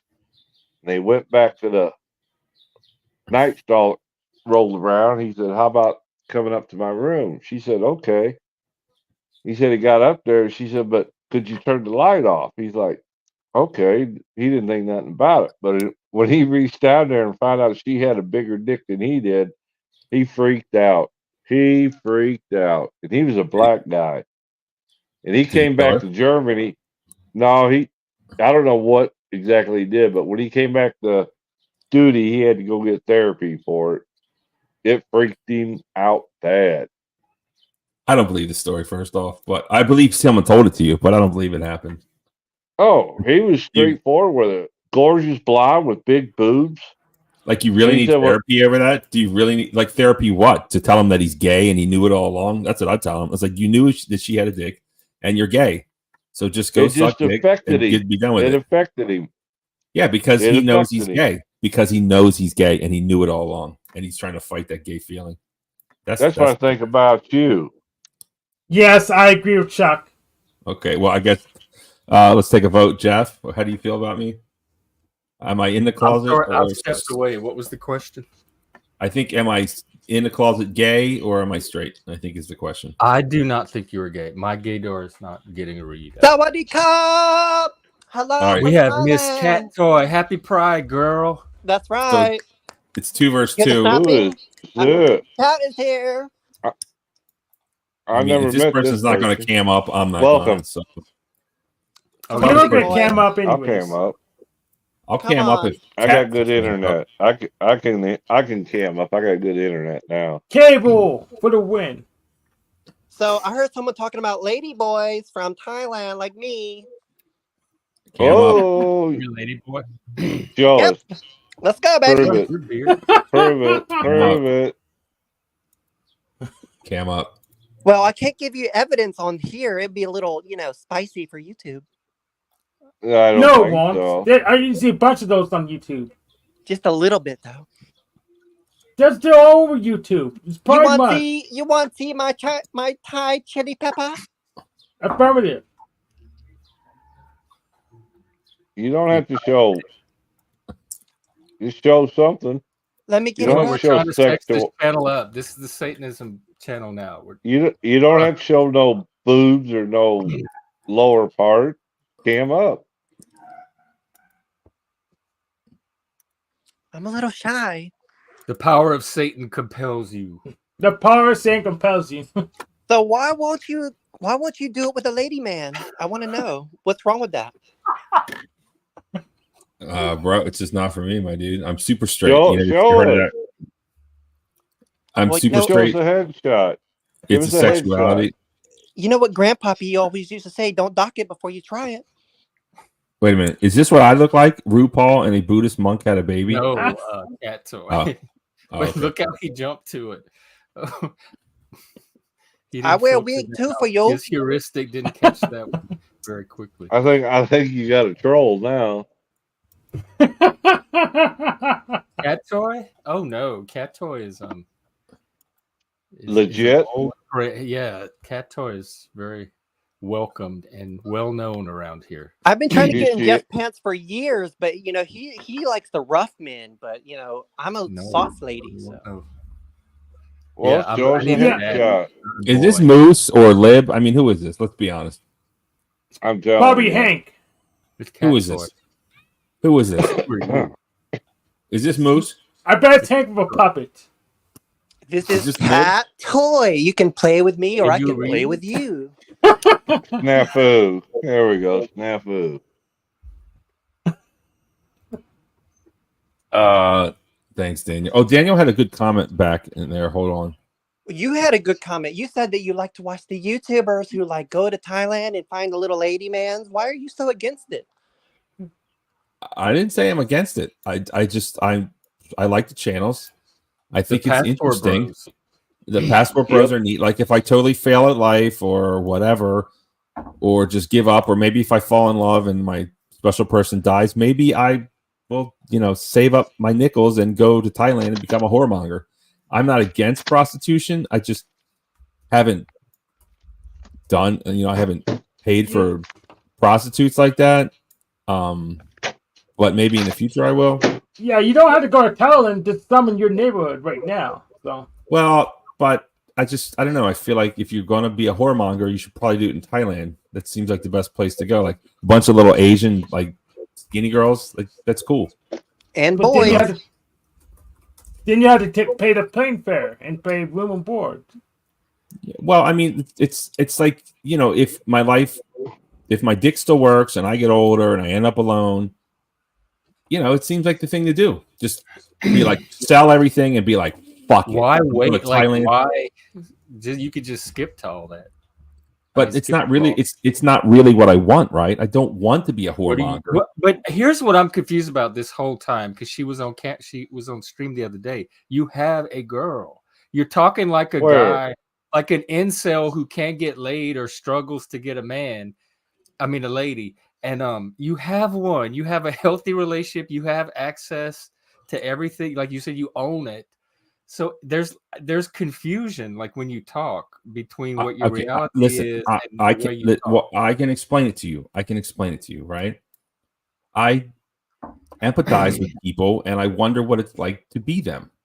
And I endlessly think about what may happen to me in the future. That's so gay. And then that's gay, you said?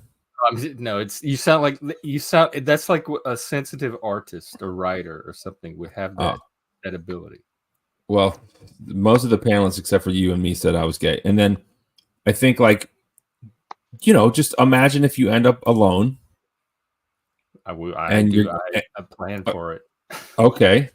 Well, then imagine like you're getting kind of horny and things aren't working out. And then like maybe I'm like 60 and then I'm like, maybe I want to bang a 25-year-old, and when you watch these Thailand channels, like those chicks are down. They're like, oh, I like the old guys. They treat you nice. They don't like pound the shit out of your poontang too much. And they got more money and it's nice. And it's, if things don't work out, I mean, don't you just fantasize about getting away and just getting the fuckets and starting over somewhere? Like, where else would you do that but to be a whoremonger in Thailand, eat the Thai food, rent some just whore hotel, and just live it up until lots of people go to Thailand to die and just fuck whores all the time. I mean, it could be a lot worse. You could end up old in America, getting arrested for hiring a prostitute. I mean, fuck that. Why would you get arrested? Again, No one I go enforces back it. to, don't you have a woman? Like, this is not the thinking of someone that's Nope. with somebody that they're planning a future with. In a committed relationship, exactly. Listen, I have a wonderful girlfriend who I love very much, and I hope that we end up being 100, 1,000 years old together and instantly die at the same time. Wouldn't that be great? But that's not fucking reality, man. And sometimes you think about things, and I've only been with her for like a little less than a year and a half. So sometimes I'm single. Huh? So what? So I'm single right now. I'm not. You sound like the dick's more important than anything to me. Yeah, exactly. Bro, no, it's like, bro, I want to go to Thailand because the food's cool. It's hot. I like the beach. Bro, you can just eat that street food for like a couple pesos or whatever the fuck they call it out there, baht. And it's like cool, man. And you can eat like some coconuts and some goddamn dragon fruit all day. It sounds cool. And you can get a foot rub, a back rub, and a blowjob every fucking day for a couple nickels. I mean, bro, does that sound like heaven or not? It sounds like he's not happy with his woman. Yeah, I agree with Chuck. Okay, well, I didn't say that. I was just asking where she was in the picture. I don't pick up on enough to know what's going on with the woman. But if y'all are, I'm not going to Thailand. But if she leaves me or something should happen, listen, I'm 40 fucking seven. You're sabotaging your relationship already. You don't understand. I can't explain it, right? This is not what I want. But this, this fake tranny Thailand ladyboy came this up. This is part of your neuroticism. Wait a minute. And anxiety. You don't want your woman that you got. Why are you with her then? I didn't fucking say that. Like, where did you even get that? I said I want to live forever. Well, that's what it sounded like you said. That's just because you can't understand. Maybe I'm not communicating appropriately. I think that's the problem. This is my problem in life. I really try to explain myself, and people don't fucking understand how my brain works. Me too. Yes. It seems so very simple. I even understand you. I'm trying to tie it to the fact that he's in a relationship he's happy with. So it seems like anxiety and neuroticism more than anything. Listen, when I was single, right, and sometimes you can't meet the right person. You start dating these girls. You date them for 3 months. Everything's good. Then you have your first big argument, and you're like, man, she's a bitch. And then you go on to the next 3 months. And then you go on to the next 3 months. And it's this fucking cycle of these 3-month relationships. It's like great. You think you're in love. You have a big argument. And then you're like, what a bitch. And then you can see clarity. And then maybe you'll be. You got to work together. I have a girlfriend, but sir, I have memories from when I was single. And I thought about the future, right? And you see these documentaries, and it's just interesting. It's just interesting. And again, I would never go to Thailand because I don't want people to think that I'm out there banging whores. Nobody's gonna know. Like, so what will happen if people? Okay. Oh, he's in Thailand. He might be banging whore. Nobody's gonna know or care what Jeff, he's doing in Thailand. Jeff, stop. Any man that goes to Thailand is banging whores. Let's be honest. And if they tell you otherwise, here won't know what I don't believe it. Like total strangers in Thailand might think you're banging whores, and you don't even want that. Everyone goes to Thailand to fuck prostitutes. That's why I'm not going. I start to see the issue here. It's deeper than I thought. Yeah, I'm glad you see it now. There's no good reason to go to Thailand except to bang whores. Like, there's so many. Like, if you want to go to some Asian place, bro, go to Japan, go to China, go somewhere else. You only go to Thailand to fuck whores and to eat the good food on the street. Yeah, like I can get Thailand down the street. Okay, it's the same shit, just way more expensive, minus a plane ticket. So really, it's less. Okay, but that's what I say about whores. Well, you got a point there. You got me, Hank. But if you stay there long enough and bang enough whores, you can ultimately save money. Yes. I'm saying if you're gonna have, money's not going to be an object at that point. You're going to have all of that from your channel. If life, don't you have your life revolves around a piece of ass, you don't have a life. Period.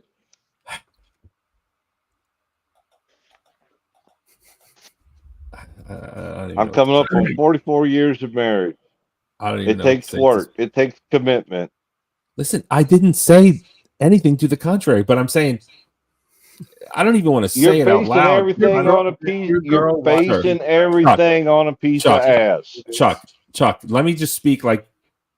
I mean, actually, I don't even want to say that. I don't want to talk it into existence. But let's just pretend that, like, look at Jeff. But Jeff's a gay man, so they can get laid like drop of a fucking hat. So that doesn't count. I mean, look at Hank. Hank's out here struggling, trying to get some punani. I mean, I know he's thought about going to Thailand. It sounds fucking great. Hank doesn't. Yes or no, Hank? You've already solved his punani problem. He just doesn't listen. Oh, he listens. He just rejects it. Hank, you know you want to go to Thailand. Yes or no, sir? Well, I don't. Who's gonna pay for it? If you hit the lottery and you had $10 trillion in your bank account, would you want to go to Thailand? Yes or no? Well, I could do better in Thailand. What's better than Thailand? England, Australia. Yeah, Germany's better than Thailand. Yes. Oh, you want to fuck the white prostitutes? Good point. Or Mexico's better too. Now, see, you're bringing it all back to the piece of pussy. Listen, please. If you let me talk, it is fascinating listening to these Thailand whoremongers, and then when they talk about these Thai prostitutes, it's different out there, man. And again, I've never been, but they give you the girlfriend experience, man. They walk around with you. They pretend like they're your girlfriend. You get like that love and that back rub. You know, and apparently these Mexican whores are the worst. They're just like wham bam, thank you, man, get the fuck out. Like they sound like total fucking dead fish, right? Same with the German ones, but they're too expensive but they're white. So if you really want some white coochie, you got to go to Germany. But I'm telling you, man, go listen to these whoremonger channels about Thailand, man. They love it. They have this whole thing down, and they'll take them out for a week or so, and they'll go around traveling on the island, and they have a great time, man. So Hank, I forget what my question was really, but every man that goes to Thailand goes there for prostitutes. That's all I'm saying. And citation needed. Well, yeah. Again, I've never been. I'm never going because then people will know that I'm banging whores. So well, I claim to bang whores, and nothing bad happens to me. Well, good, but I'm not against it, but you need that validation. You live for the validation. Yeah, I want them to, want me for more than money. And again, I'm not against prostitution, but I'm saying if my life falls apart and shit doesn't work out, and my dick still works, and I have money, I'm definitely going to Thailand when I get older, and just become a whoremonger. I can press exit out. What? I'm pressing exit out. What? I say that slowly, please. My ears are troubling me. I'm pressing X to doubt. You doubt me? Affirmative. What do you doubt about what I'm saying? What's wrong? I don't think you would do that. You don't think I go to Thailand? I don't. I might not. I mean, I don't want to. I just want to be here with, my girlfriend until the end of time. You're going to have enough money to bring them to you. Even if you had the money and didn't have the girlfriend, I would bet you wouldn't go to Thailand. Because you want to be top of the dominance hierarchy. You think that's beneath you. I mean, it would be better to have American girls. Yeah, it would. I mean, that's true. It's true. It's not all about banging either. I mean, you can bang all you want, but you're going to come up empty every time. Me bang you long time. $2 GI, $2. Well, all I'm saying is, if shit doesn't work out, see, you're sabotaging. I'm not sabotaging, dude. It's just you think of contingency plans for when shit hits the fan, sir. Why?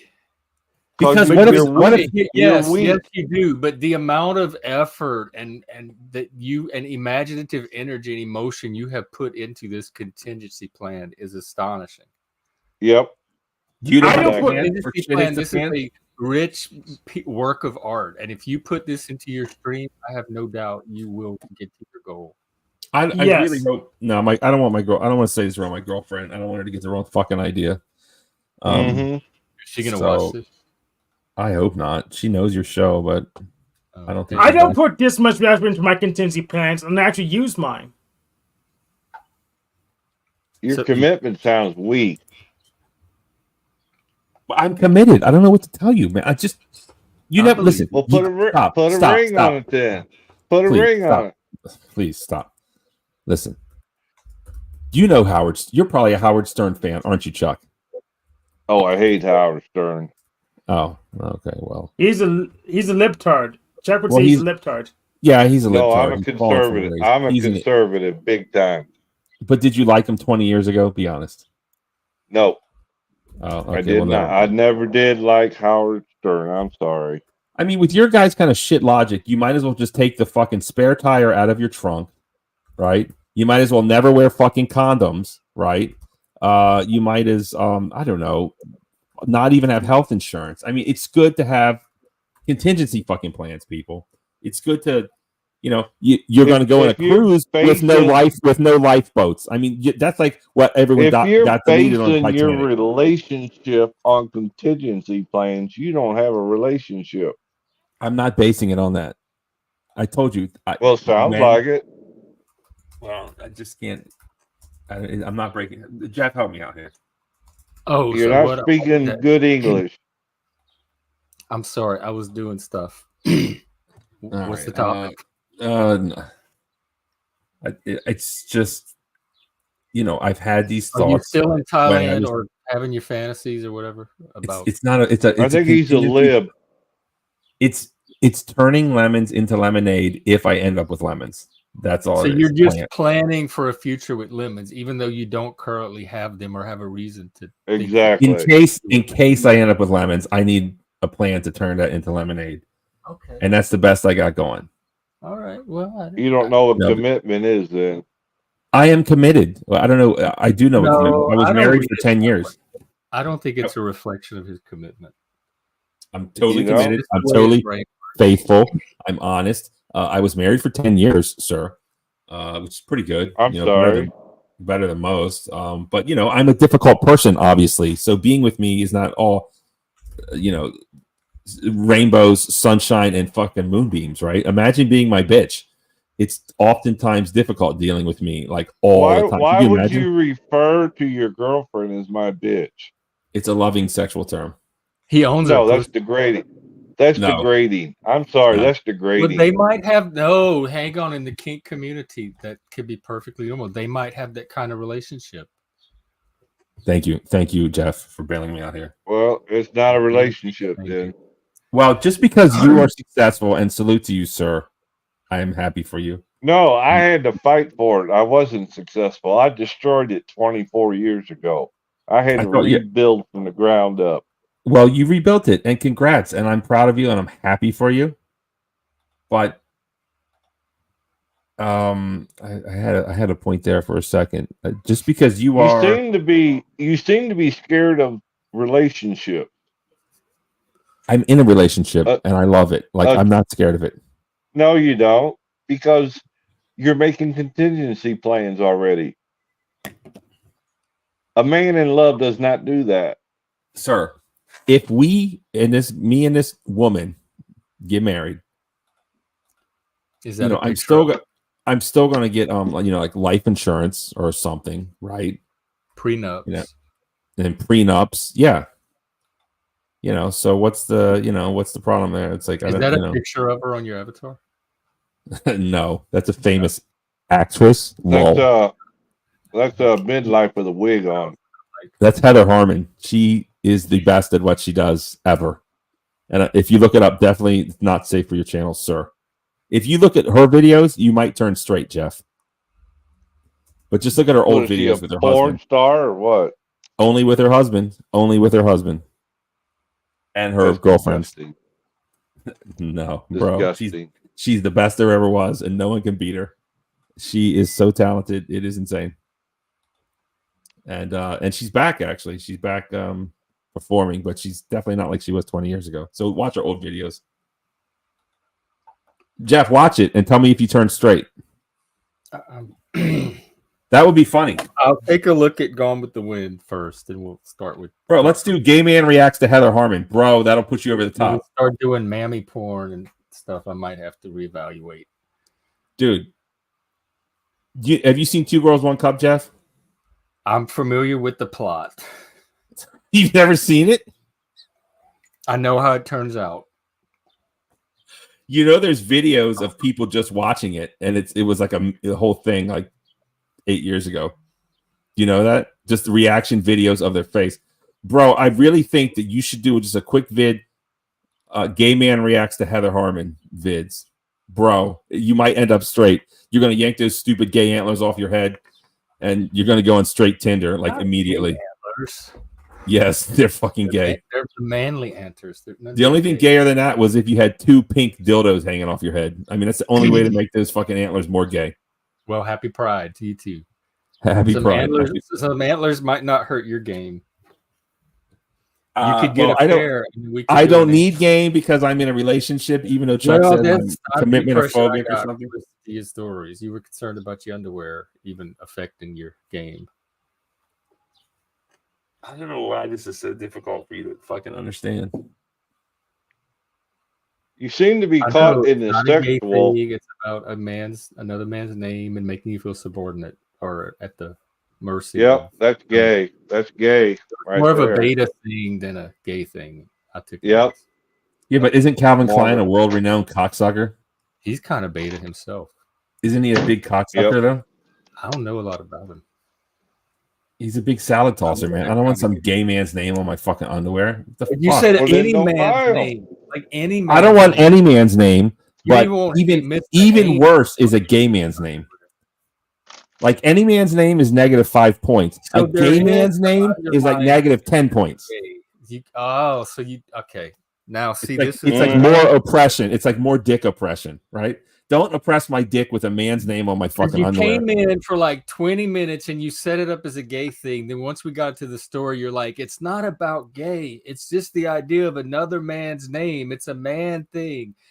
And now it's like, but it's a gay man. It's a gay man. He's a homophobe. So it is homophobe. Underneath that gay. So you keep. I think there is some uncertainty somewhere in there. I don't know. Is gay to have another man's name on your underwear around your dick. It is fucking gay, straight or gay.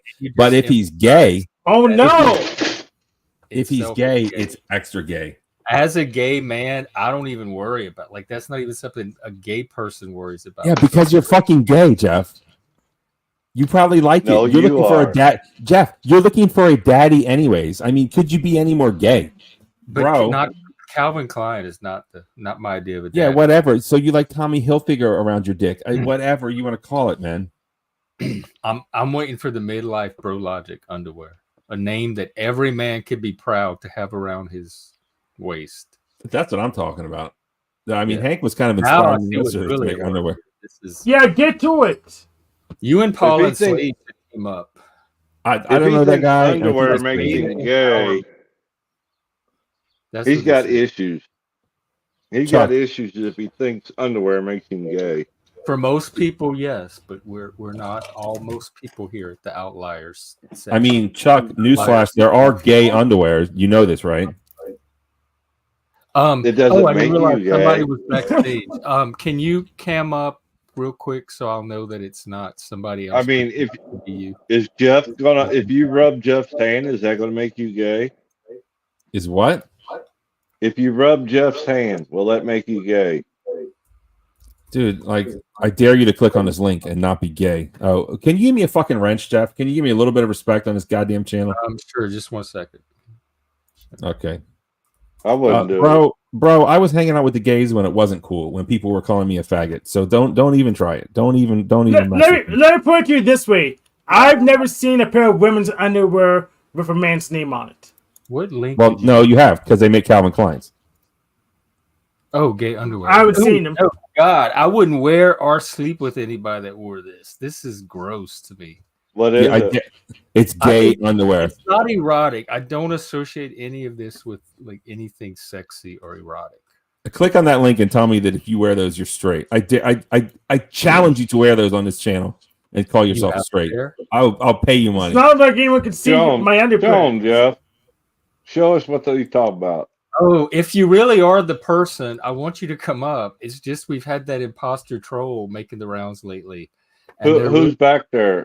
People's names and faking it. It's Lindsay. Oh my God! Hold up! Oh my God! This is the best thing ever. Oh my God! Oh, hold up! I vouch for her, Jeff. Hold up! I need these. I might have to do not this. That. It's. No. I need to see that it's actually her. Hold on. Let's talk about this. Can you please give me a fucking wrench, Jeff? Oh, that's what I was doing. Am I not worthy of a wrench at this point? Because I want to post something. Margaret, calm down. I want to post something, and it is listen. There's this link of underwear where you can get people's face on it. Like I want to get a pair of underwear with my face on it and give them to Hank, or something of that nature. What do you think?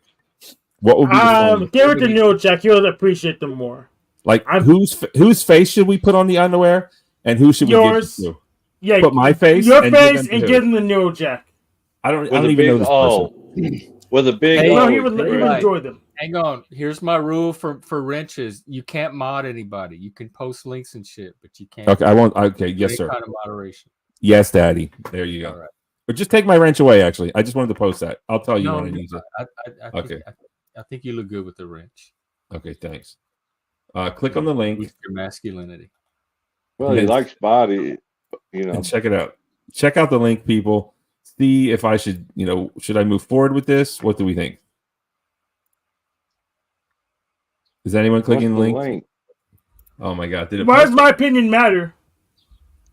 I value your opinion, Hank. I know that you're going to tell me what you feel to be true, and I know you're not going to pull any punches, and I know you're going to call me out if you feel necessary, even if it's wrong. But you're not scared of me, and you'll tell me what you think is the truth. So your opinion matters to me, sir. So I would love to hear your opinion of these underwear. I wouldn't buy them. Should I buy them? And if so, whose face should I put on them, and who should I give them to? Or should I just get a pair of these underwear? I don't really care what you do with your money. Okay, fine. I thought I had a genius comedic bit, something I might actually do to put me over the edge, at least for this channel, and you're just like killing it. You're killing the vibe. You're killing the mood. If it's not funny, just say, hey, midlife, you're stupid. I mean, like... I thought I said that already. You're right. You're right. I stand corrected. So no one likes this idea? I thought it was genius. Who's coming up on the panel? Oh, let me see. Nobody. They didn't want to cam up. So. Was it Lindsay? And you don't have to cam up on the stream, just backstage briefly, so I can see that it's you. That's all I meant. You can even keep your clothes on, Lindsay. Come on up, Lindsay. Doggone it. Just show him your face. He'll let you up. I love Lindsay to death.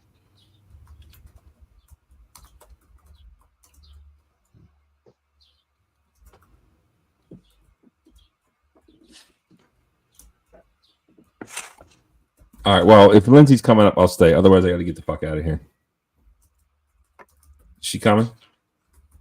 Let's figure it out. I'm trying to do a bunch of things at once. I don't care either way. See you later. Take care, Hank. Thanks for coming by. Why does no one think it's funny? I guess it's not funny. Is it inappropriate? What? I didn't hear. What was it? The idea? Click the link. The drawers? Like, wouldn't it be funny if, like, I got these underwear with my face on it and, like, the gave them to you as a joke or something? Put it into private because all I see is the gay underwear. I just posted it. In private? No, it's under comments. Hold on. I can't click those. There you go. Go to your... Put it in private. I can't click that from here. Don't you have a YouTube open channel? No. Open window? No. How many screens do you have running? I do everything through StreamYard. You only have one screen? Mm-hmm. Oh my God. Oh no. Oh, what would you would get just your face?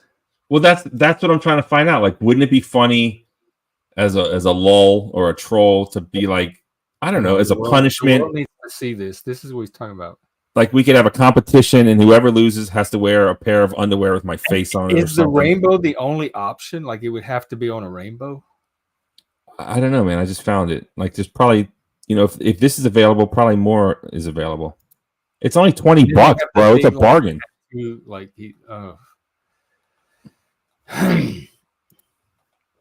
I think you could probably design better on your own. Okay, I guess it's not funny. I'll try to send to Hank. You're a 50-year-old man. Act like it. Jesus Christ. He still has some years. I thought it was funny. Fledgling. I thought it was funny. That's what's wrong with the world. Nobody wants to act like a damn adult. I mean, what if I got Kamala Harris's face on it? Would that be funny? And then I wore it? Wouldn't that be funny? Well, not really. Okay. All right. Well, I'll tell you what. Thank you for your honesty, sir. Thank you for your time, Jeff. I'm old. I'm sorry I'm old. I come from the old school way of thinking. Well, maybe that's the best way. Maybe I am out of line. Maybe I'm being a dumbass and you need to bring me back into reality. So I do appreciate your honesty, sir. And I made my own. Let me run you off. I remember iron-ons. Oh, I remember those. T-shirts. No, I gotta go. I gotta go. I got a printing press. You send me the picture, I'll print it. I thought you just told me to grow up, and now you're saying you're going to print my underwear. Like, bro, this is mixed signals here. I'm very confused as it is. So, right. So Jeff, keep in touch, my dude. Watch Gone with the Wind. It's a great freaking movie. It really is, dude. And most old movies suck. They really do, but this one's good. And I'm a movie star, right? Are you aware of this, Jeff? Mm-mm. I'm an actor. You don't know that? No, I have fucking speaking roles, bro. What show? Here. You have an IMDb credit? Yeah, IMDb. I didn't set it up yet. You're not an actor then. Well, I am, and you can fucking watch it right now. It's on Tubi. I was in 2 movies. Does that make me a movie star? Bro, I'm a fucking movie star. I'm not lying to you. Like, that's the truth. Do you have Tubi? I don't know. If I might. I don't remember. Do you want to share my screen and I can show you? Yeah, sure. Okay, it's kind of racy. Is it gonna have my channel? Let's see. I've played it on my channel. I didn't get banned. Does it have copyright music on it? Nope. Hold on, let me find it. Here we go. You're a black man? Holy shit. Are you watching? Okay, here we go. Hang on. Wait a minute. It's not porn. It's not porn. It's not porn. But I'm in this movie. Here we go. Let's watch. So you are in the big black cock. Gotcha. Is it going to get copyrighted for being a movie clip? No, there I am. That's me. Hang on. What movie is this? A Very Naughty Christmas special. Is it a porno? No, it's not. It's an actual trying to be an actual movie. I like her. It's like Tyler Perry, but cheap. It's me, Officer O'Connor. For Christmas. I don't think she's gonna pull through. Threesome or foursome. I'm in lots of movies, bro. I'm a movie star. Christmas is I'm worried that about looks copyright. like porn. That looks like porn and music. Yeah. Can you send me the link? I want to finish watching it. I'm just worried about having it on the show. It's a Naughty Christmas story. Mess here. Who produced it? No one you've heard of. Don't worry about it. A Naughty Christmas. It's Chris Mess, like mess story. Is that the only one you were in? No, I'm in other fucking movies too. There's like a whole. These are like homemade movies. I didn't get to see your range, like your actual act. Well, let's watch it. Go back. Nice. Go back. Like you rang the doorbell and walked in. I know. I'm gonna finish watching, but no. Let's watch the scene, Mo. This is gonna give me an Oscar. Oh no. Well, yeah, but you were on your way out anyway. No, I wasn't. Oh, you want me? You don't want to see my Oscar-winning performance? Well, I'll look at it on the Discord. Send it to me there. We can watch it. That's where I'm headed anyway. There's a group of them watching stuff, so I can show it to them there. All right, bro. You're missing out on this chance to. But no, because you can send me the link. I'm not. Dude, why don't you want to watch it now? What are you scared of? I said the copyright and the content. It's not. I played it on my channel before. It's not going to get copyright. That If don't anything- mean anything. They're gonna help if they find out you're playing it. They're gonna be like, "Thanks for playing this." It's super. It's like no budget. I know. I played enough. I want to send. That's why I'm asking for the link. I'd like to finish watching it, just not live. Okay. There we go. This is my biggest role, but it's not my best role. There you go. We'll see what you do with it. Yeah, have fun with it. What's the timestamp?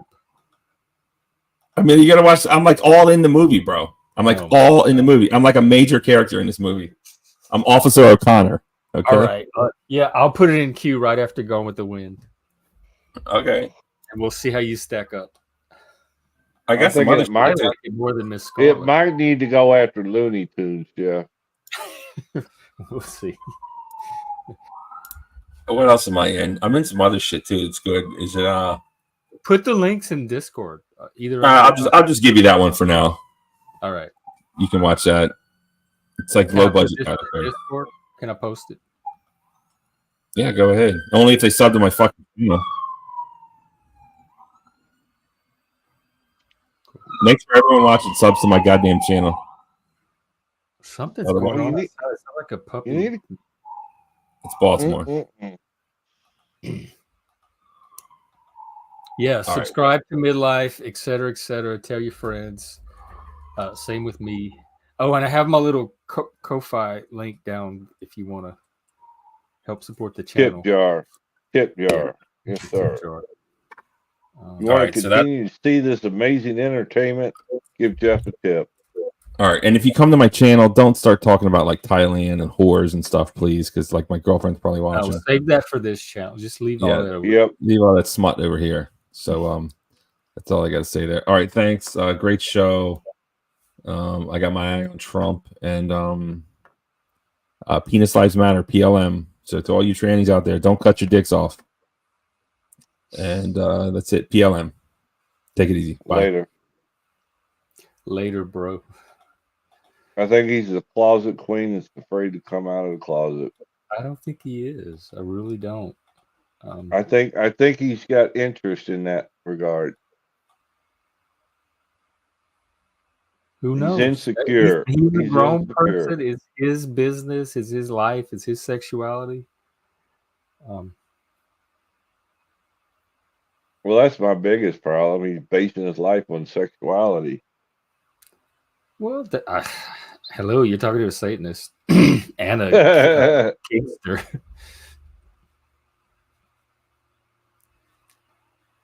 But I'm more interested in his like helping his channel grow and helping my channel grow, etc. So I see him as a fellow collaborator. I see him more from an artistic view, like a fellow content creator.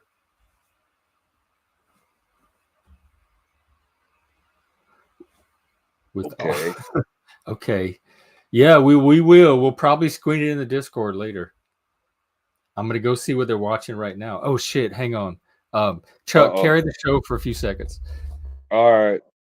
Well, people, Lindsay, if you're still out there, come on up. All you gotta do is flash your face, he'll let you up. You don't have to cam up on the show.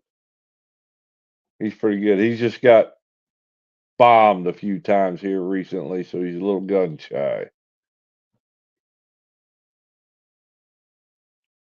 Man, that was good. I thought I had something burning in the oven, but I'm good. Oh, that's not good. Yeah, I just cooked dinner myself. A little fish, a little taters, and some veggies. And I'm back to cutting grass here in a few minutes. Oh, okay. You taking your break? Yeah, it got hot out there.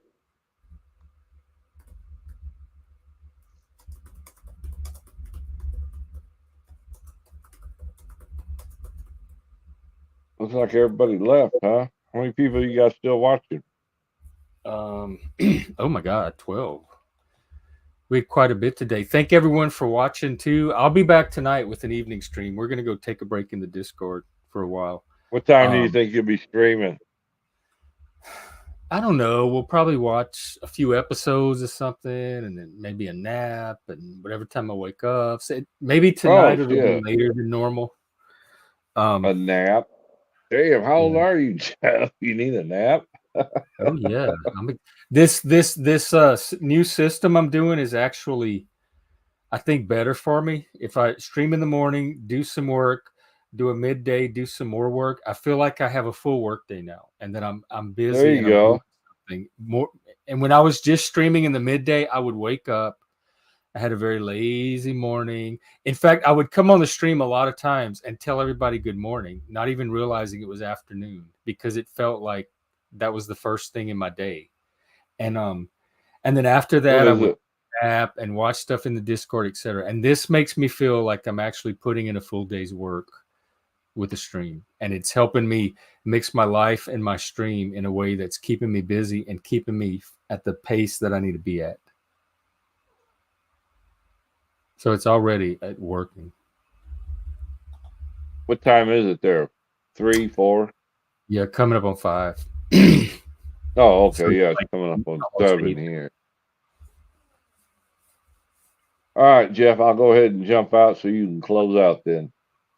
Okay, and we'll see you around later. If not tonight, all right, I'll be here tomorrow.